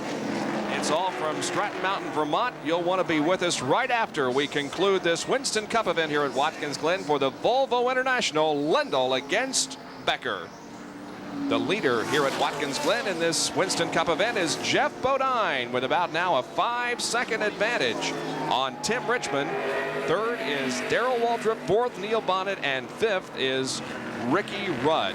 There you can see the advantage that he has pulled out to here as we are just past the halfway mark. It looks like Elliott might be, backing off the pace a little bit for some reason. Bill Elliott was running up there in the top 10. However, he has dropped out of the top 10 at the moment. Now, a recheck with NASCAR scoring indicates that Rusty Wallace is on the lead lap and is being shown in 9th position. So we'll have to go with the official word from NASCAR. Rusty Wallace, who did make a couple of unscheduled pit stops because of a couple of problems, including a flat tire on the left rear of the car, is in the lead lap and running in 9th spot. Back inside the Al Unser Crisco Oldsmobile as he negotiates this 2.428 mile racetrack. He is in 7th position. I think it's a pretty respectable showing for Al Unser, who was called upon just earlier this week to take over this ride. He's doing a great job. I tell you, that Al's a racer. He can get in anything, in any car, anywhere, any type of track, and run quick. Nice to have a guy like that as at least your teammate. He is an opponent, but at least he's your teammate. Yes, it is. Some good pictures from the in-car camera coming to us. There he is coming down the straightaway. Once again, he's running in 7th position. Al Unser Sr., one of those who will be in competition next weekend as we go back to the leader, Jeff Bodine. Let's talk about the Pocono 500, Rick. You've done some testing there, and what can we expect? Yes, we have. The cars are going to be quick there, and we've been doing some running, and we have a little bit of a bump in turn 2, but Cart's working on that to get that settled down a little bit. But The cars are going to be quick. I don't know if you're going to see as big a leaps or bounds or gains in speed there as we have in some of the other tracks, but they will definitely be quicker, say around 206, somewhere there. Okay, that's what we will expect next Sunday evening on a delayed basis. The Domino's Pizza 500 from Pocono, Pennsylvania. Down to Jack Arute, who's with Gary Nelson. Well, Bob, actually, we're high atop pit road on what they call pit boxes. Now, they sell these seats, but I don't think they sold one to this guy. Gary Nelson is calling the shots on top of his pit position for the Levi Garrett Chevrolet. Gary, why have you chosen here to call the shots rather than down on pit road? Well, this area is right above our pits. You know, I think it's the first stock car race I've seen from the stands, but our radio doesn't work under there because we're surrounded by concrete. I get up on top here and I can talk to Jeff up on the upper ends of the course, and that's the most critical time. If we got to call him in the pits in a hurry, I got to talk to him right up there. So okay, the report from Jeffrey so far in the race is the car running the way he'd like it and the way you'd like it. I always like it when we're out front. You know, Jeff told me he was going to run it as hard as it would go without abusing the car. He's doing a good job. His lap times are really consistent, and I think barring no trouble, we're in good shape.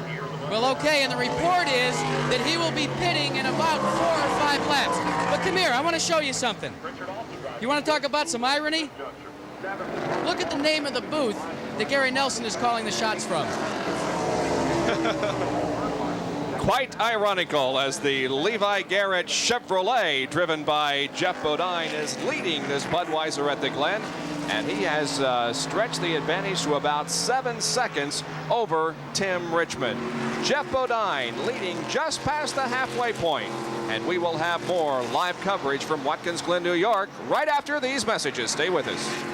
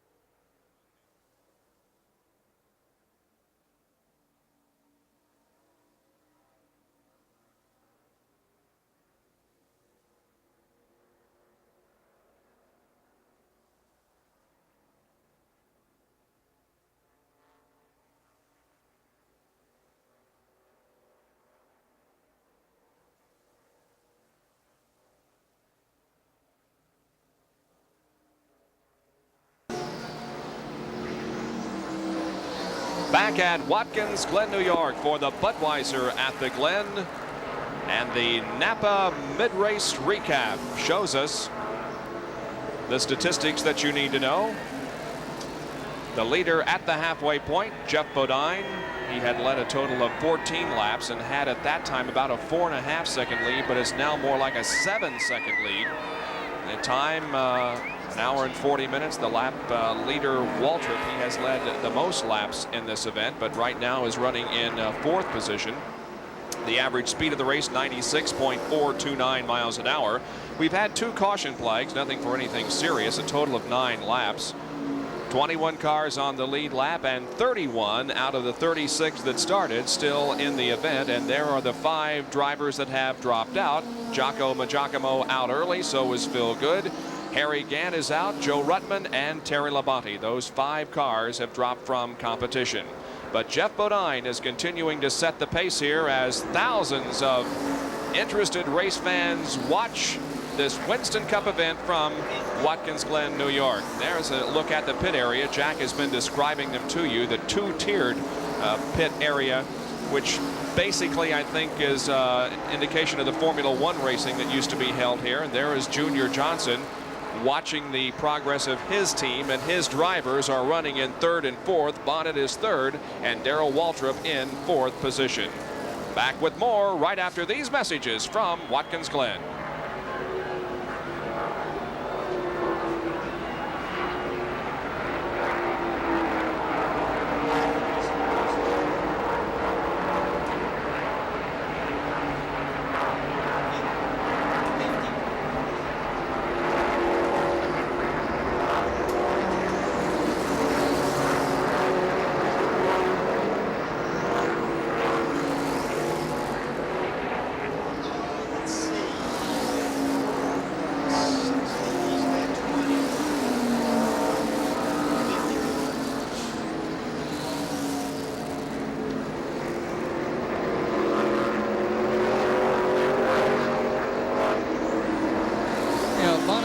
Didn't they have Waltrip ahead on that list? 1-2, 1-2, 1, 2, 3, 4. Is that as loud as it gets?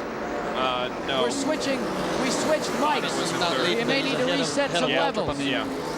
They've been switching back and forth. Do you hear me? 1, 2, 3, 4. This will be about. Yeah, we probably will. Okay, I switched to this one. Okay. 1, 2, 3, 4, 5, 6, 7, 8, 9, 10. Very little. I need more volume. Thank you, sir. 1, 2, 3, 4, 5, 6. That's nice. Thank you. We'll just live with it this way. I'm sorry. What'd you say, John? Okay. Okay.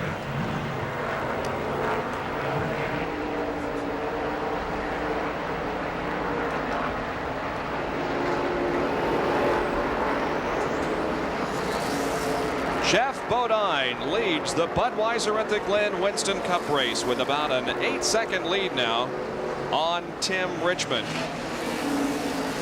Bodine has led 20 laps. We are on lap number 52, and we will be seeing some pit stops here in the next few laps. About the maximum number of laps they could complete without a stop is 63. And right now we're on lap 52, so within about 2 laps, rather 10 laps, we should be seeing the second and perhaps last series of pit stops. There is second place Tim Richmond in car number 25, but Jeff Bodine has really stretched out the advantage here. Yeah, he has. He's got that car working very well. He's running a good, comfortable pace, and it just everything's going right for him.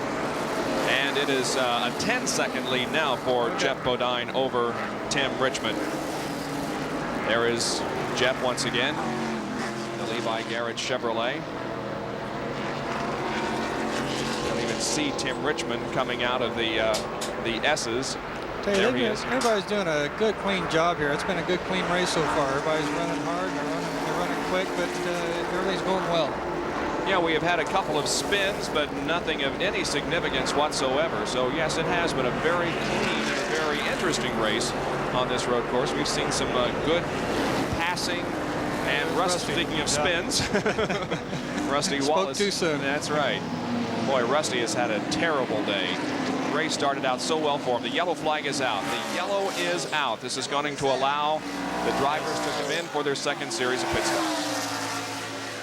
So we'll prepare for the pit stops. Jack Arute will position himself to watch and call some of the major leaders and how they do in the pit area. Rusty led in the early portion of this race and was looking so strong in that Pontiac, but then things started to happen for him.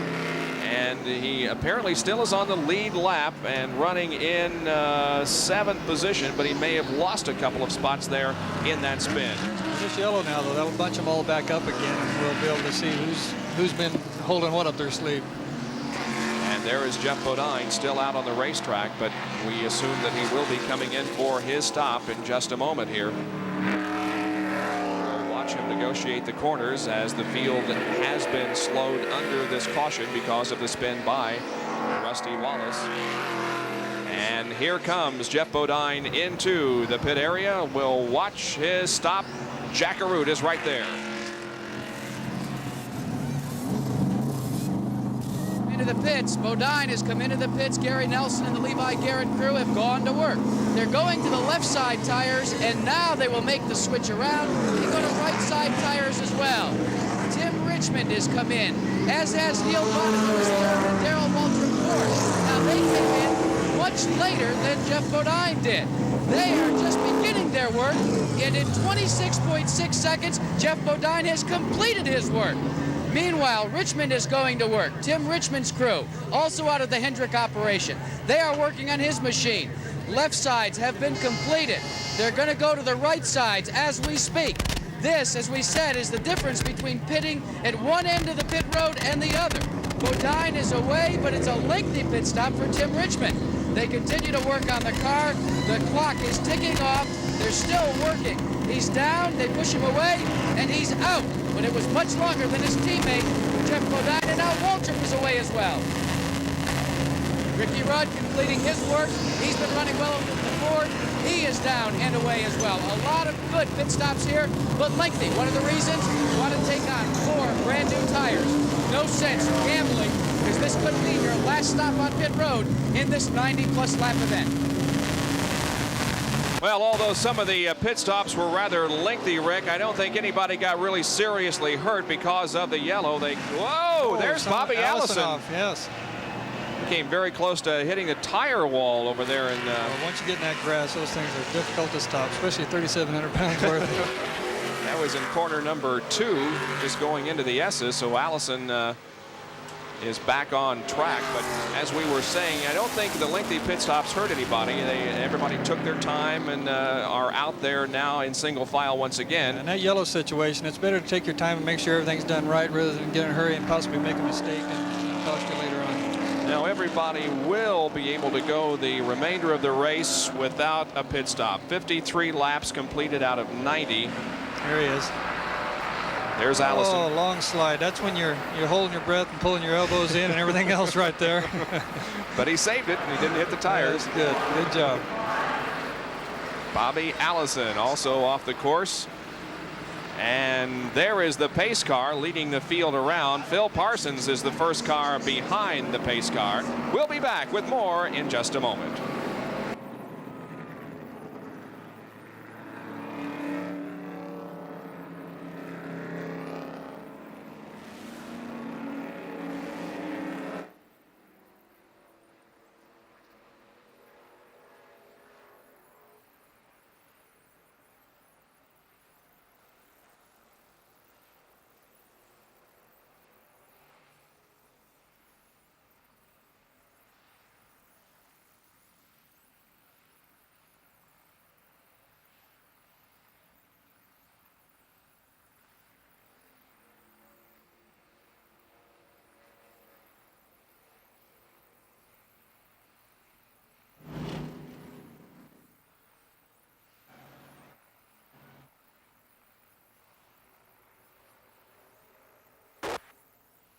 If anything, we may be just a hair over halfway on the brake wear.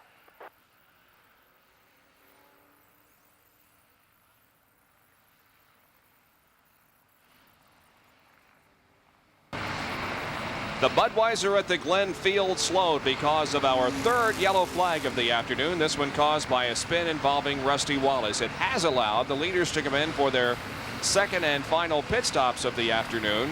And now with the field bunched up, it'll be a sprint here when the green flag comes back out. We're going to try to talk to Bobby Allison once again. Bobby Allison, this is Bob Jenkins up in the ESPN booth. Can you hear me? Yeah, Bob, I can hear you. Bobby, you scared us. It looked like you were about to hit the tire wall. You saved it. What happened? Came down into turn 1 and going slow. I had it in too tall of a gear, and the brakes wouldn't stop the car. And I had to go off the track and go for a big wide coast to keep from trying to mess something up. Didn't hurt anything. Bobby, is the track slick from all of the oil and stuff that's been laid down this afternoon? Yeah, Yeah, the track is a little bit slick, but the time seemed to be staying fairly good, about what we thought race speeds would be. Well, Bobby, the last time we checked before these pit stops, you were running in 8th position. Is the car okay, and do you have a shot of winning this thing? Well, the car is driving pretty good, seems to be handling pretty good, but we're just not as quick today as we ought to be. Okay, well, good luck the rest of the way. We'll keep an eye on you. Thank you. Bobby Allison, and a synopsis of how his race is going. Still under yellow here with Jeff Bodine, the leader.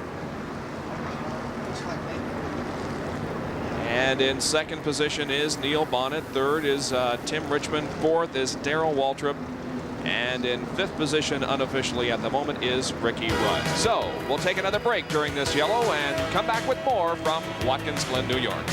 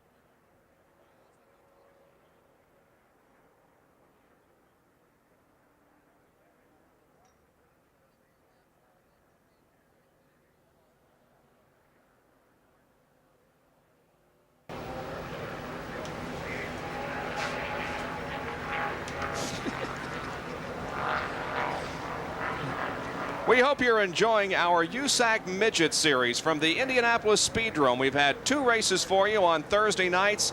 They begin at 10 o'clock Eastern Time. We'll have a 3rd this coming Thursday night. Now, Bev Griffiths, of course, the female driver, won the 1st Thursday night. And last Thursday night, Mac McClellan drove a superior race to win the USAC Midgets at the Speedrome. It's an exciting type of racing. We hope you'll be with us at 10 o'clock this Thursday night for race number 3 in our USAC Jolly Rancher Midget Speedrome Series. Well, we talked about the fact that they've had their 2nd series of pit stops, but can they go the distance without another stop? Jack, what about it? Well, we talked to Harry Hyde, the crew chief on Tim Richmond's car. He said we wish we had 2 more laps. They're not going to be able to go the distance, they don't think. They said it's marginal. We checked with Junior Johnson down on this end. He said it's marginal for them as well. They've been huddled all during this caution, trying to determine just how far they can go. They're going back to green flag racing. Whether they'll be back in the pits or not, nobody knows right now. The green flag comes out once again, and the race is on. Jeff Bodine is your leader. He goes to the inside and passes Tommy Riggins. Now, Tommy was on the lead lap in 16th position, but he now goes a lap down. Phil Parsons is leading this contingent. He is on the lead lap, but almost about to go a lap down with Jeff Bodine. We have 15 cars now on the lead lap.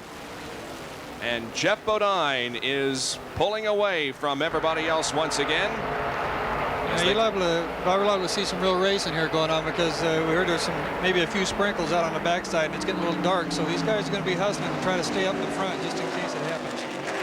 That's Neil Bonnet and Tim Richmond and Darrell Waltrip running behind the leader, Jeff Bodine. Yeah, it has gotten a little darker, and we have had the reports of some sprinkles on the racetrack, so perhaps there is some concern that this thing could develop into a full-fledged rain, and we might have to stop the event.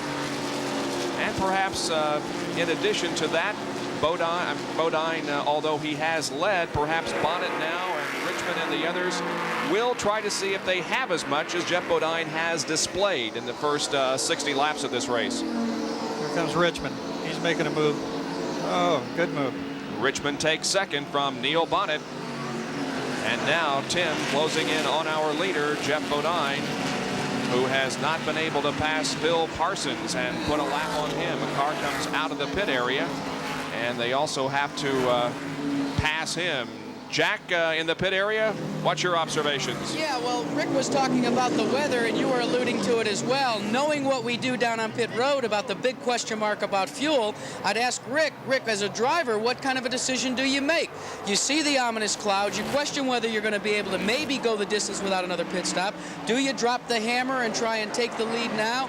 Or do you maybe make the choice to say, well, the weather's going to hold and I'm going to go the distance and try and conserve fuel? I think these drivers may have a very big headache before the day's over trying to make up their mind. Yeah, that's going to be a tough decision to make. It's really going to, the call would have to be just by looking at the clouds and the sky and see what it looks like. And if it looks like it's really getting dark and a very strong chance of it raining, I'd say I'd have to go ahead and stand on it and try to get up front just in case it does. I'll tell you what's interesting. When you ask the crew chiefs what they would like the driver to do, each and every one of them said, we don't want to bring them back into the pits for more fuel, so they need to do whatever is necessary to make that car go the distance without another stop. Well, Neil Bonnet and Darrell Waltrip are involved in a real dogfight here. Bonnet right now leading Waltrip in that third position. They are going at it tooth and nail. They've had a good tight battle going all along here. They've been running close. The Junior Johnson cars battling for position out on the racetrack. And Tim Richmond is at this point showing that he would very much like to see if he can pass Jeff Bodine. They come down the straightaway here. That is again Phil Parsons in the lead with Richmond behind him. And then this contest for third position. That number 29 machine there is being driven by George Fulmer. And here we are inside Al Unser Sr.'s car once again. Al Unser Sr. at last report was outside of the top 10, but in about 15th position after an off-course excursion and some other problems that have plagued him.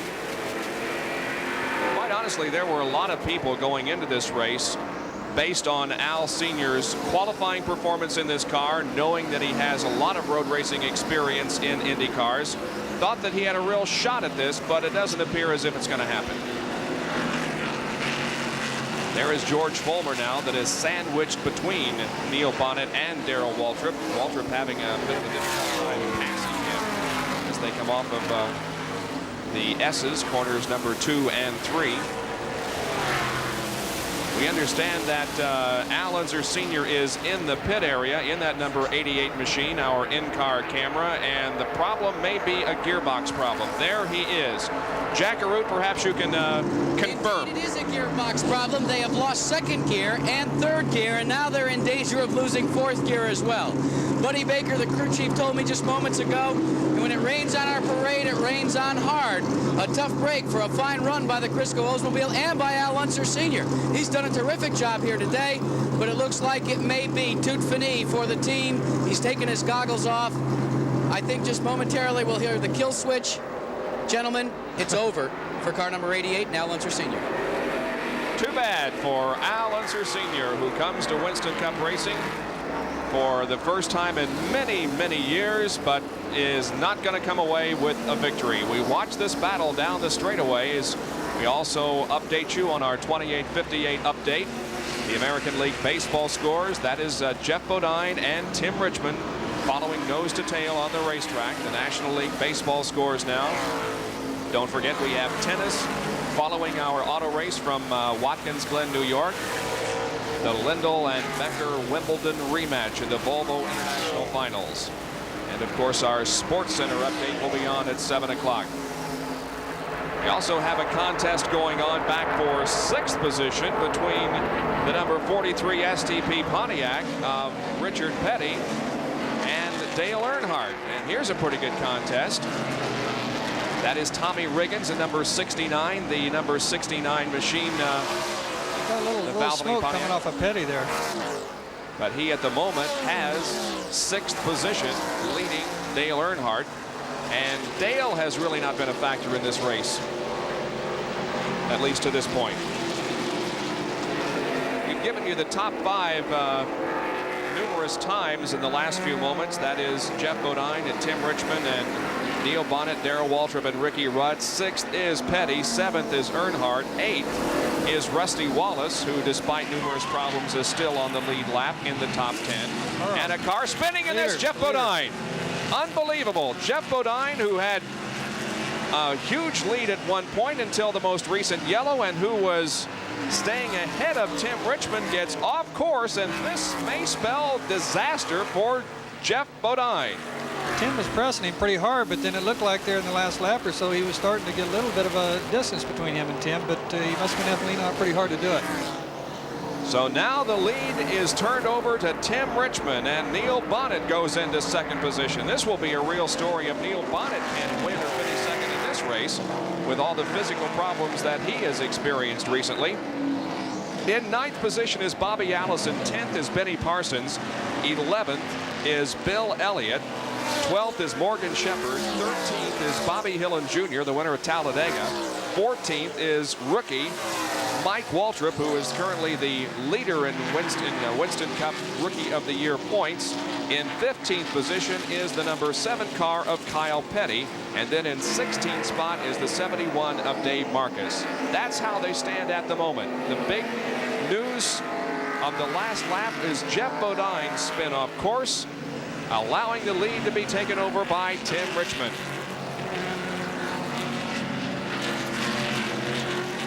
The rest of the field, there is the Bobby Allison, Benny Parsons, and Jeff Bodine, who is now back in about 11th spot. He lost that much in just that little spin.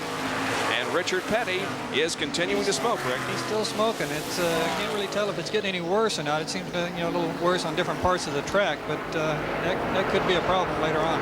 It's been a very consistent, quite a bit more there as he come off the corner. Very consistent and a very good ride for Richard Petty, who's the only driver in the race that ran here 21 years ago. He has 5 wins on road courses, all of those coming, of course, at Riverside. His last victory was in 1977. This was his 1,004th career start here at Watkins Glen this weekend. He's currently 14th in the point standings. There is the leader, Tim Richmond, from Dooley, North Carolina, by way of Ashland, Ohio. And Tim Richmond has been so consistently good in the last few races, and he's leading here today. We'll be right back.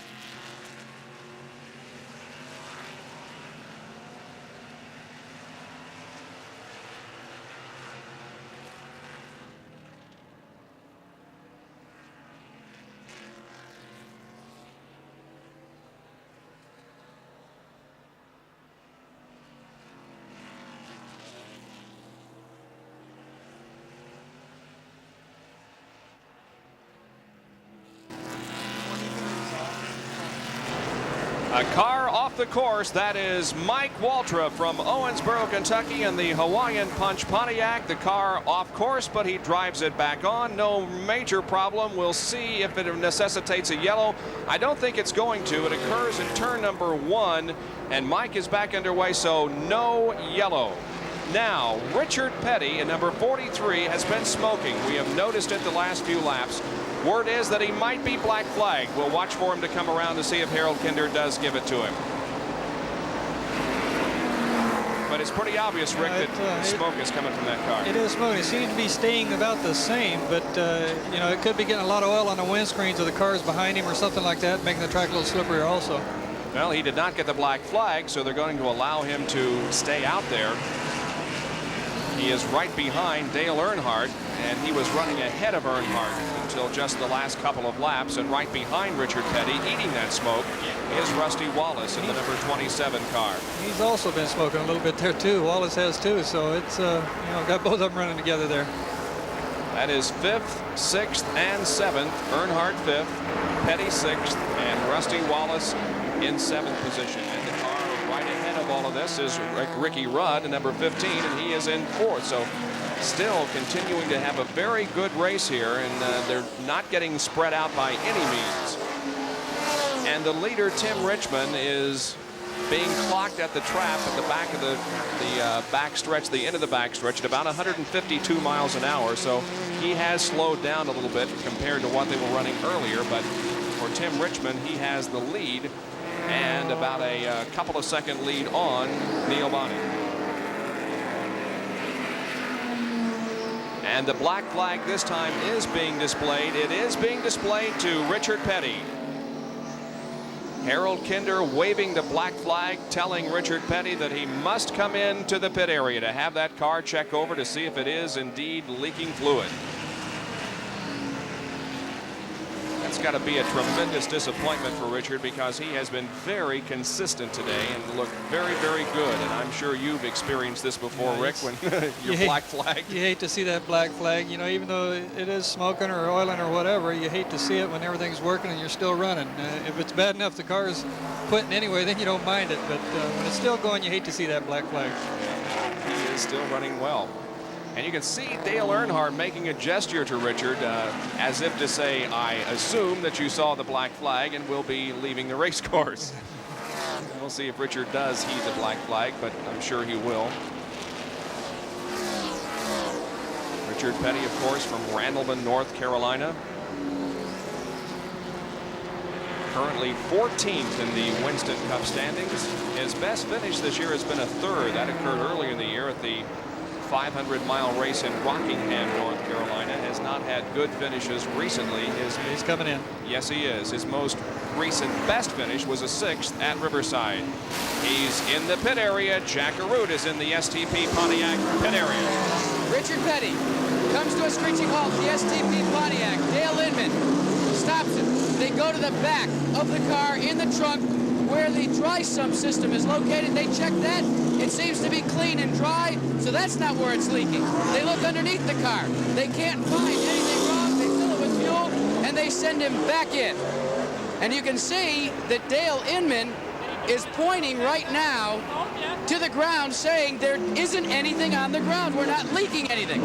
I'm going to jump in here and see if we can get a word with Dale to see what the problem is. Dale. There certainly didn't seem to be anything on the ground. Where did they say they thought it was coming from? Jackie, I don't know. I mean, it's definitely smoking, but they might be a little bit getting on the brake rotors or something like that, and they're terrible hot and making a lot of smoke. I tried to talk them out of it, but they didn't want to listen to me. Well, that's the story in a tough break, especially on a road course, because you can't see it and maybe tell them where you think it's coming from. I know that, and they've been some cars that smoked all day, but we'll just have to live with it. Well, they're going to have to live with it. A tough break for Richard Petty.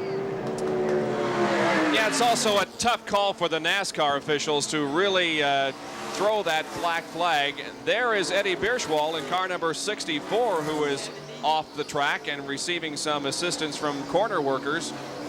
Bierschwal in that number 64 machine, the Sonny King Ford.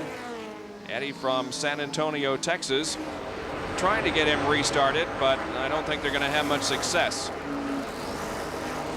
So we'll continue to watch Richard Petty to see if that smoke continues, and whether or not he can build up the advantage and the position that he had at one point. There is Jeff Bodine, who's also continuing to try to thread his way back up through traffic. He is not doing real well. He's back up to 8th, but still a lot of cars between him and the leader, and a lot of racetrack besides. Jeff Bodine spinning while he was in the lead and has been trying to catch back up ever since. Tim Richmond continues to be our leader. Bonnet second, Waltrip third, Rudd fourth, and Dale Earnhardt now running in 5th position. Bodine, as we said, in 8th. Chemung, New York chauffeur. Not too far from Watkins Glen. That's a 4.5 second lead for Tim Richmond at this point. There, once again, we see the battle of the Junior Johnson cars, and they've switched positions in the last lap. It's now Darrell Walter who has moved into second. And he just waved to him when he came off the corner. Little friendly wave there as Darrell went around Neil Bonnet. Oh, we have a problem, and a yellow flag is out. Bobby Hillin Jr. spinning.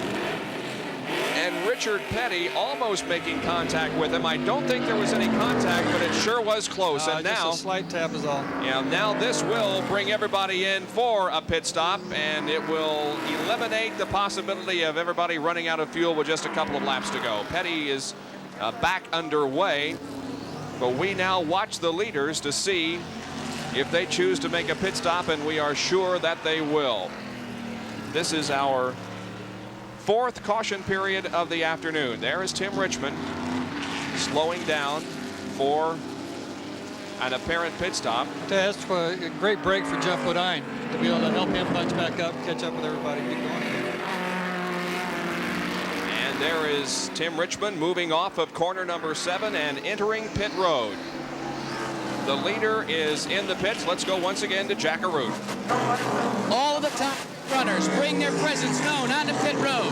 Tim Richmond is the first one to come to a stop. Darrell Waltrip is second. And now Neil Bonnet has come to a stop. All 3 of them are going on side tires. They're also cooling down the brakes on Neil Bonnet's car on the right side. Waltrip is just about complete. No, they're going to go to 4 tires on Waltrip's car.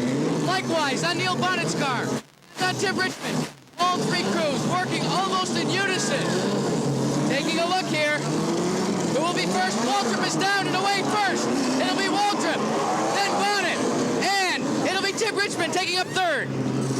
So the Junior Johnson team does its work. The Junior Johnson team does its work and gets their drivers out front. That's a great deal. You talk about what a relief. That pit work, the guys make a tremendous job like that. When you can make a pass in the pits, it's a good feeling. No, we say it time and time again, and I know people get tired of hearing it, but indeed a race can be won or lost in the pit area. Sure can. That could be the situation that we face here this afternoon. As Bobby Hillin's car is still stalled on the racetrack, this will necessitate a wrecker to the area to get it off. Meanwhile, it's going to be Darrell Waltrip leading this race, Neil Bonnet in second, and Tim Richmond third as the result of pit work. We'll be right back in just a moment.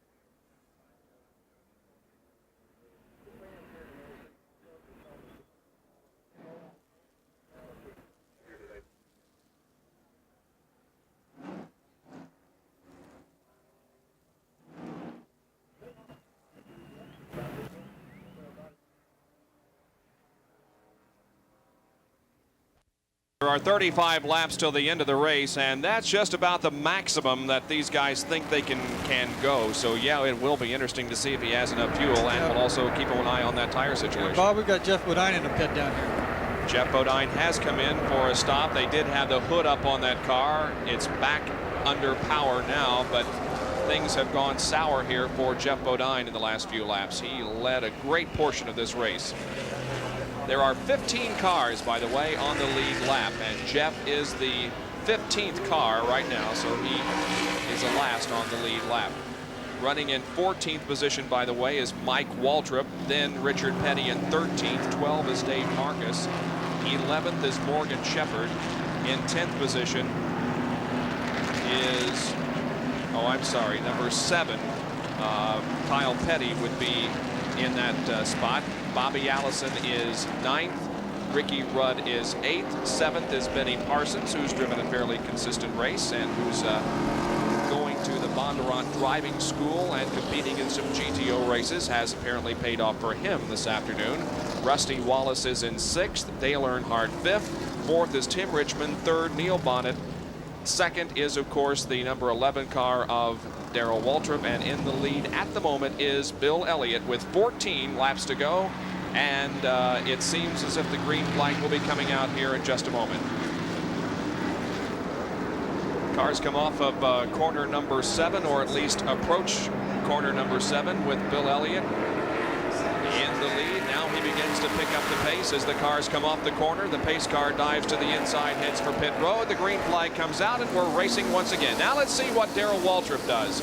Let's see if that tire vibration is going to be a problem for him, if he can pass Bill Elliott. He held him off for the first turn. When you have a problem like that, you tend to kind of sneak up on it a little bit that first time through the corner just to make sure. The real battle at this point is for 3rd position, as Tim Richmond would like to take over 3rd from Neil Bonnet. But now Tim falls in behind Neil as they head single file up the hill slightly into corner number 4, and now on to the backstretch. Bill Elliott leads him down. Darrell Waltrip is right behind him. Here comes Tim Richmond on the inside of Neil Bonnet to try to take that 3rd spot. He's going to do it. Got it. And let's watch Earnhardt. Ooh, Earnhardt and Bonnet go in side by side. Sorry, I thought that was Bodine coming up there, that yellow nose. That's Dale Earnhardt, and he wasn't able to pick up the spot, but Tim Richmond has gained 3rd now with Neil Bonnet in 4th and Earnhardt in 5th position. Now we have a change of leader as Darrell Waltrip was able to pass Bill Elliott, and Darrell Waltrip goes back into the lead. That is our 9th lead change of the afternoon. Now let's see if Tim Richmond can make a move on Bill Elliott as they head down the straightaway. This is one of the areas of the racetrack that we have seen most of the passings going into corner number 1. He's inside. Oh, he almost touched, but Tim grabs the spot. Close running here. So it is Tim Richmond in 2nd position. We'll take a look at the lead change once again, as Waltrip chose the outside to pass Bill Elliott. He must have really got a good drive, coming off of turn 5 there to be able to pull out around him that early in the straightaway. He's working well. But he is not pulling away from the rest of the field by any means. As a matter of fact, Tim Richmond is right on his back bumper. Now it's about a 1 or 2 car length advantage. The advantage that Waltrip has, and Bill Elliott getting a little high in that corner. Getting the car just a little bit sideways, but he did not lose that position. We're in the closing stages of this 90-lap race here at Watkins Glen, New York, and look at Tim Richmond right up on the back bumper of Darrell Waltrip. Tim has had such a great season recently. In the last, 7 races, if you throw out a 15th place finish that he had at Michigan, he has had a second, a first, a first, and a second. And he has been really competitive all race long. He was our pole sitter. Did have a problem at the beginning of the race with the engine missing, but they switched over to the backup ignition system, and he has been leading or hot on the tails of the leader ever since that point. Tim Richmond in second position. He and Darrell Waltrip are really having a battle here in the closing stages of the Budweiser at the Glen. You know, the Elliott here, he didn't make a pit stop there, so he doesn't have the fresh tires on, and he may just be kind of trying to hold on here until these guys run the tires off a little bit, and then it'll equal up a little bit more. And Tim Richmond goes into the lead. Tim Richmond becomes our 10th lead change of the afternoon. Only 5 leaders, but we have had 10 lead changes. Now Tim Richmond begins to stretch it out just a little bit on Darrell Waltrip.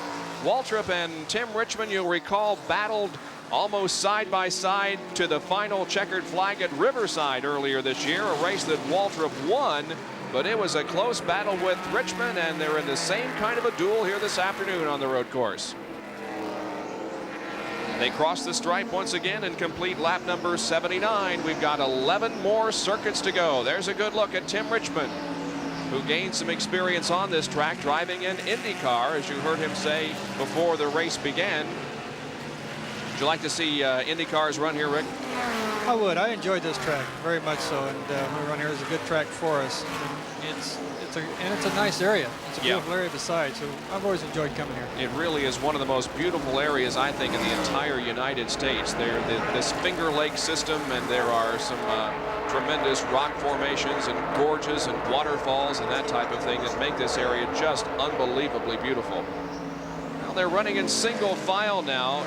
Dale Earnhardt and Rusty Wallace here are running for the spot. Right now it is Earnhardt in 5th position and Rusty Wallace in 6th, but they're running very close together out there on the racetrack. He's done a great job coming back, you know, from the earlier problems with the smoking and the flat tire and things like that. It's really working out well for him. Yeah, I think if I were to vote on a hard luck award of the day, it would have to go to Rusty Wallace. I think so too, definitely. He has led this race and has experienced numerous problems, but he, through all of this, has remained on the lead lap and is in 6th position. Single file down the straightaway once again. Bill Elliott still running in 3rd. There's Neil Bonnet, and there is Dale Earnhardt and Rusty Wallace. Earnhardt in that Wrangler Jeans machine, car number 3. He, of course, is the current Winston Cup points leader, but he is only just a few ahead of Darrell Waltrip, and Tim Richmond is in 2nd position, 161 points behind Dale Earnhardt is Darrell Waltrip. Tim Richmond is 3rd in the point standings. Dale Earnhardt's best finish recently was a 7th at the Pocono 500. So we are just about 10 laps from the conclusion of this event now. We'll see if Tim Richmond can hang on for the win after this.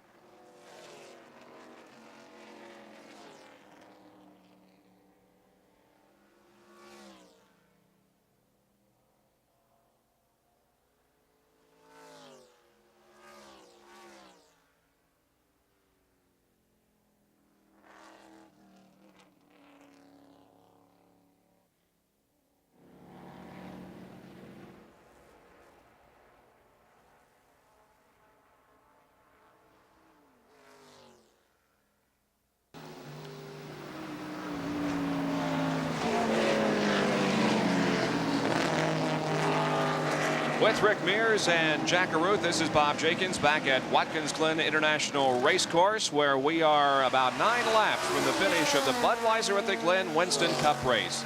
It is Tim Richmond who is in the lead, followed by Darrell Waltrip, then Bill Elliott, Neil Bonnet running 4th, and Dale Earnhardt in 5th position. You know, we were going for a record when we began this race today. If there was going to be a new winner this year, it would be the 13th different driver to win a Winston Cup race in 1986. And there have been 12 different winners to date this season, and that ties a modern-day record Since 1972, there were 12 different winners in '83 and in '84 and here in '86. But the next time we have a different winner, it will set a record for Winston Cup modern day racing. Now, both Tim Richmond and Darrell Waltrip have won in competition this year, and so has Bill Elliott. But when we get back to the 4th place runner, that is Neil Bonnet. He has not won on the Winston Cup trail this year, so he at the moment is the most likely to perhaps continue this string of 13 different winners. Now we have a battle between Earnhardt and Bonnet. Earnhardt looking to the inside of Neil at the end of the straightaway into turn number 1, and Earnhardt still with that inside advantage as they swing through the S's. He's really putting a challenge on Neil Bonnet at the moment. They're both leaning on pretty hard. You see him sliding sideways around turn 5 there, and using him up pretty good. So they're going to have a good battle all the way to the end here, I believe. A little bit of racetrack between first and second. Now Rusty Wallace wanted to make a move on Dale Earnhardt, but a slower car got in the way, and Rusty had to pull back into formation. They come off of corner number 7 and complete another lap. This is the completion of lap number 82. 8 more laps to the finish. A little bit of racetrack now between first and second. Elliott hanging back just a little bit. Remember, he did not make a pit stop during the most recent yellow that we had, and is trying to stretch his fuel mileage to the finish of the race. And Neil Bonnet with a little bit of tire smoke. Car sideways. Awfully sideways. Uh-oh. And that's Mike Waltrip, who has spun. Waltrip has spun and kicked up some dirt onto the racetrack. It's the second time this afternoon that Mike has tasted the grass and has spun off the course. This occurs in corner number 3, I believe. At any rate, Waltrip is back under his own power. It does not necessitate a yellow, and it appears as if he has had some contact with the retaining wall, if not in that incident earlier in the day, because the back end of that car is banged up a little. There once again are the first 2, Tim Richmond and Darrell Waltrip. Tim Richmond won the pole for this race, his 3rd of the year, and Darrell Waltrip started this race from the 2nd starting position. So we have the drivers who started 1st and 2nd still running 1st and 2nd with just 7 more laps to go in this race. Boy, the names that have won here are just a history book of racing. They started running Formula One cars, and we have Kyle Petty, who has gotten off course also, but it's only a momentary off-course excursion, and he's back out there. Did kick up a little dust, creating perhaps some visibility problems for some of the drivers in back of him, but Kyle is okay and back underway. Started racing Formula One back in 1961 here at the Glen. Innes, Ireland won that race. Jim Clark and Graham Hill dominated Formula One racing for about the next 6 years. Jackie Stewart, our ESPN colleague, has won here at Watkins Glen in Formula One. In fact, this is the place where he retired after Francois Sever was killed in 1973. The last Formula One race was held here in 1980. Alan Jones won it. Gilles Villeneuve, also a former winner. And now we have Dale Earnhardt really putting a challenge on Neil Bonnet for that spot. That's the battle for 5th position. He set him up coming off that corner to get a run at him, and it looks like it's working. Let's see what Dale does. He's down to the inside of the racetrack, headed for turn number 1.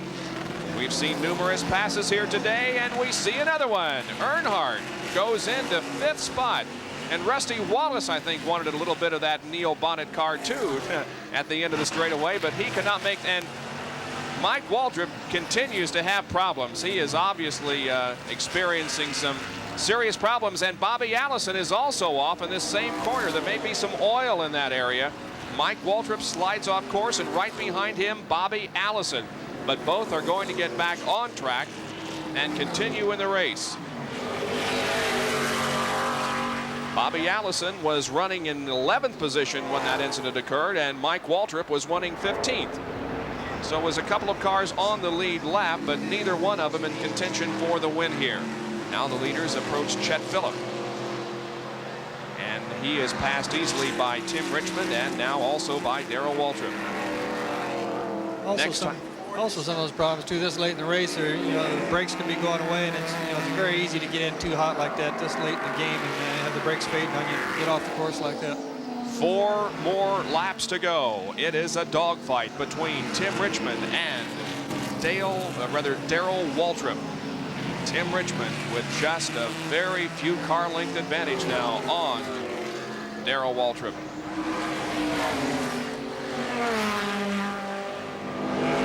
It'll mean a definite move up in points for Tim Richmond if he can add to his total here this afternoon. He is currently 185 points behind the Winston Cup points leader Dale Earnhardt, but this will certainly add to his total, although he won't gain a whole lot because Waltrip, who's in second place in the point standings, is second, and Earnhardt, who is the leader, is in fourth. Tim continuing to manhandle that race car on the track, sliding it around the corners, but has driven a very consistent and good race. Jeff Bodine, by the way, is back in the pit area. And the problems continue for that Levi Garrett Chevrolet. Jeff Bodine back in the pit area after having led a great portion of this race. I believe they said he had some overheating problems earlier. That's why he was in the time before, so it could be still continuing. Another lap clicks off. There are now 3 to go. And it's a 2.19 second advantage. 2.19 seconds for Tim Richmond. A good battle going here with Elliott and Earnhardt. Earnhardt looking for that third position. It is Bill Elliott in third at the moment, but Dale Earnhardt is right there to make the challenge. And it looks to me like that Tim Richmond is slowly pulling away from Darrell Waltrip. Yes. And if they can if Tim Richmond can put some slower cars between himself and Waltrip, it will be even a greater advantage to him. But Tim, it appears, is pulling away now in the lead. He's opened up about a 2.5 second lead, and we'll time him next time around to see if that increases. Bill Elliott and Dale Earnhardt battling here for that third spot. It was only tight coming off there. This could be the time. Sliding up. Didn't make up his mind here. Yeah, they almost touched. Got it. They got it. And Dale Earnhardt moving into third position, and he's off the track, but that late braking will do that to you. Got off the track just momentarily, but did a great job of driving. Good job of driving. 2 more laps to go. The next time around, it'll be the white flag for Tim Richmond. Here they are. Earnhardt and Bill Elliott for third spot. Earnhardt now may be able to pull away from Bill just a little bit, as Elliott may still be concerned with the fuel, although he would be going for it at this point with less than 2 laps to go. That Elliott's been looking awful loose over the last couple laps too. He's really been having to, not pitting for tires and everything. I'm sure the tires have gone up quite a bit, and he's really doing a lot of slipping and sliding there. But you got to wonder if that wasn't really a pretty smart move for Bill when he decided not to come in on that last yellow flag. Oh yeah, I think it was. I think it was a good move. Less than 2 laps to go now. Earnhardt now begins to put some distance between himself and Bill Elliott. And it appears as if Tim Richmond has at least one slower car between himself and Darrell Waltrip. So it's looking pretty good for Tim Richmond here. He comes off of corner number 7. The white flag is out. The last lap. The Budweiser at the Glen. Here they come down the straightaway. It's a 1.15 second advantage for Tim Richmond. If Darrell Waltrip is going to make the move, he's going to have to do it soon. He goes to the inside and passes George Fulmer, a slower car. Look at Earnhardt get sideways coming off of corner number 1, but he keeps that third spot. Yeah, these guys are working here. They are working good. Tim Richmond is pulling away, it appears, on Darrell Waltrip. Tim Richmond will be winning his 4th race of 1986, and that will be the most wins that any driver has. Coming in, Dale Earnhardt had 3 wins, Tim Richmond had 3 wins, Jeff Bodine had 2, but Tim will be all alone now in the win column should he put together this victory here this afternoon, and he has about a half a lap to go. on the backstretch for the final time. It's still about a 1 second lead for Tim Richmond, but he's looking very, very strong. He's in corner number 7. Tim Richmond is about to win the Budweiser at the Glen. He raises his hands, comes off the 7th corner, gets a little bit sideways. The back tire's off the course, but it doesn't make any difference. Tim Richmond has won the Budweiser at the Glen. Finishing second was Darrell Waltrip, and third place went to Dale Earnhardt, fourth to Bill Elliott, and unofficially in 5th place was Neil Bonnet in an outstanding performance here this afternoon after having some serious questions about his physical ability to go this entire distance, but he does, and Neil Bonnet finishes 5th. 6th unofficially was Rusty Wallace. 7th was Ricky Rudd. 8th was Benny Parsons. 9th, Kyle Petty. And 10th was Richard Petty. So the Pettys finished unofficially in 9th and 10th. 11th was Morgan Shepherd. 12th was Bobby Allison, despite some agricultural racing late in the event. And 13th was Dave Marcus in car number 71. Tim Richmond from Dooley, North Carolina, by way of Ashland, Ohio, has won the Budweiser at the Glen Winston Cup race. And he will be going into victory lane to talk with Jack Arute right after this.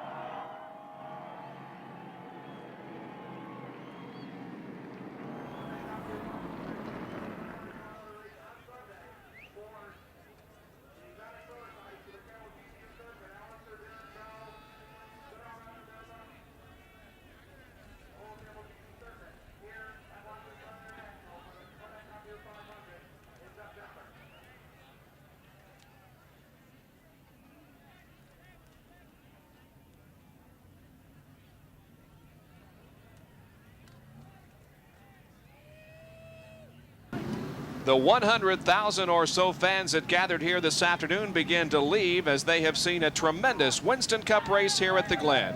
The winner, Tim Richmond. Second, Darrell Waltrip. Third was Dale Earnhardt. Fourth, Bill Elliott. Fifth, Neil Bonnet.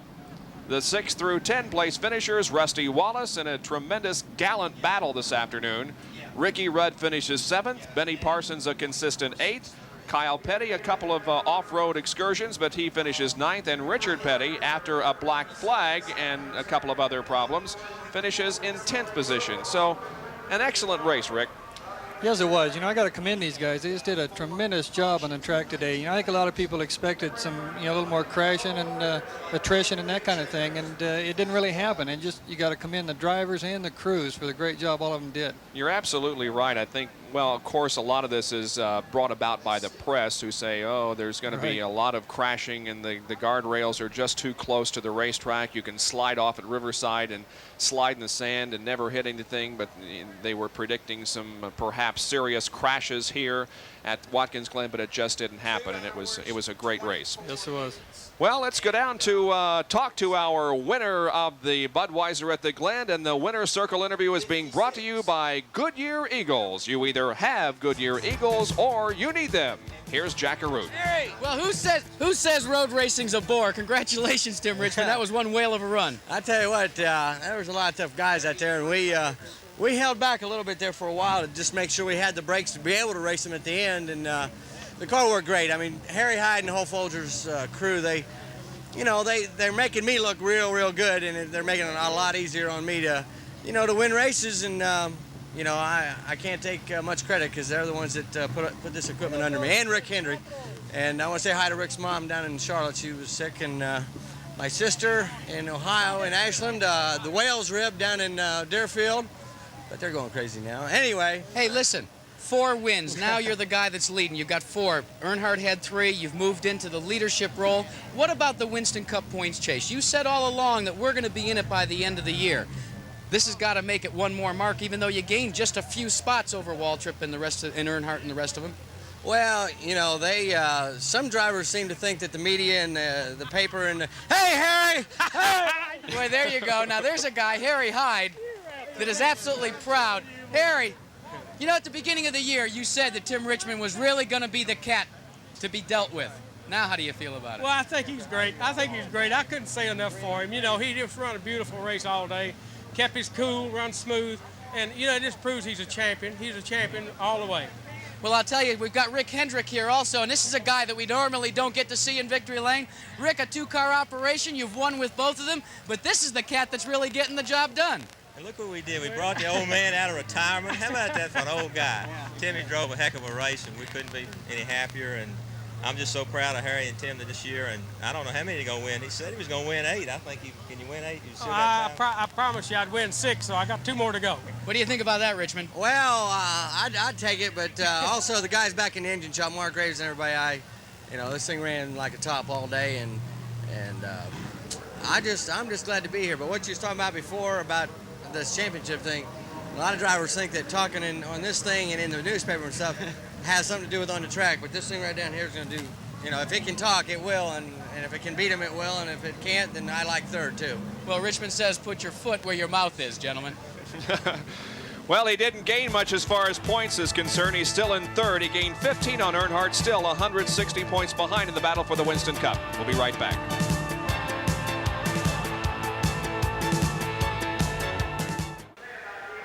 Back at Watkins, Glen, New York, and look at our race summary.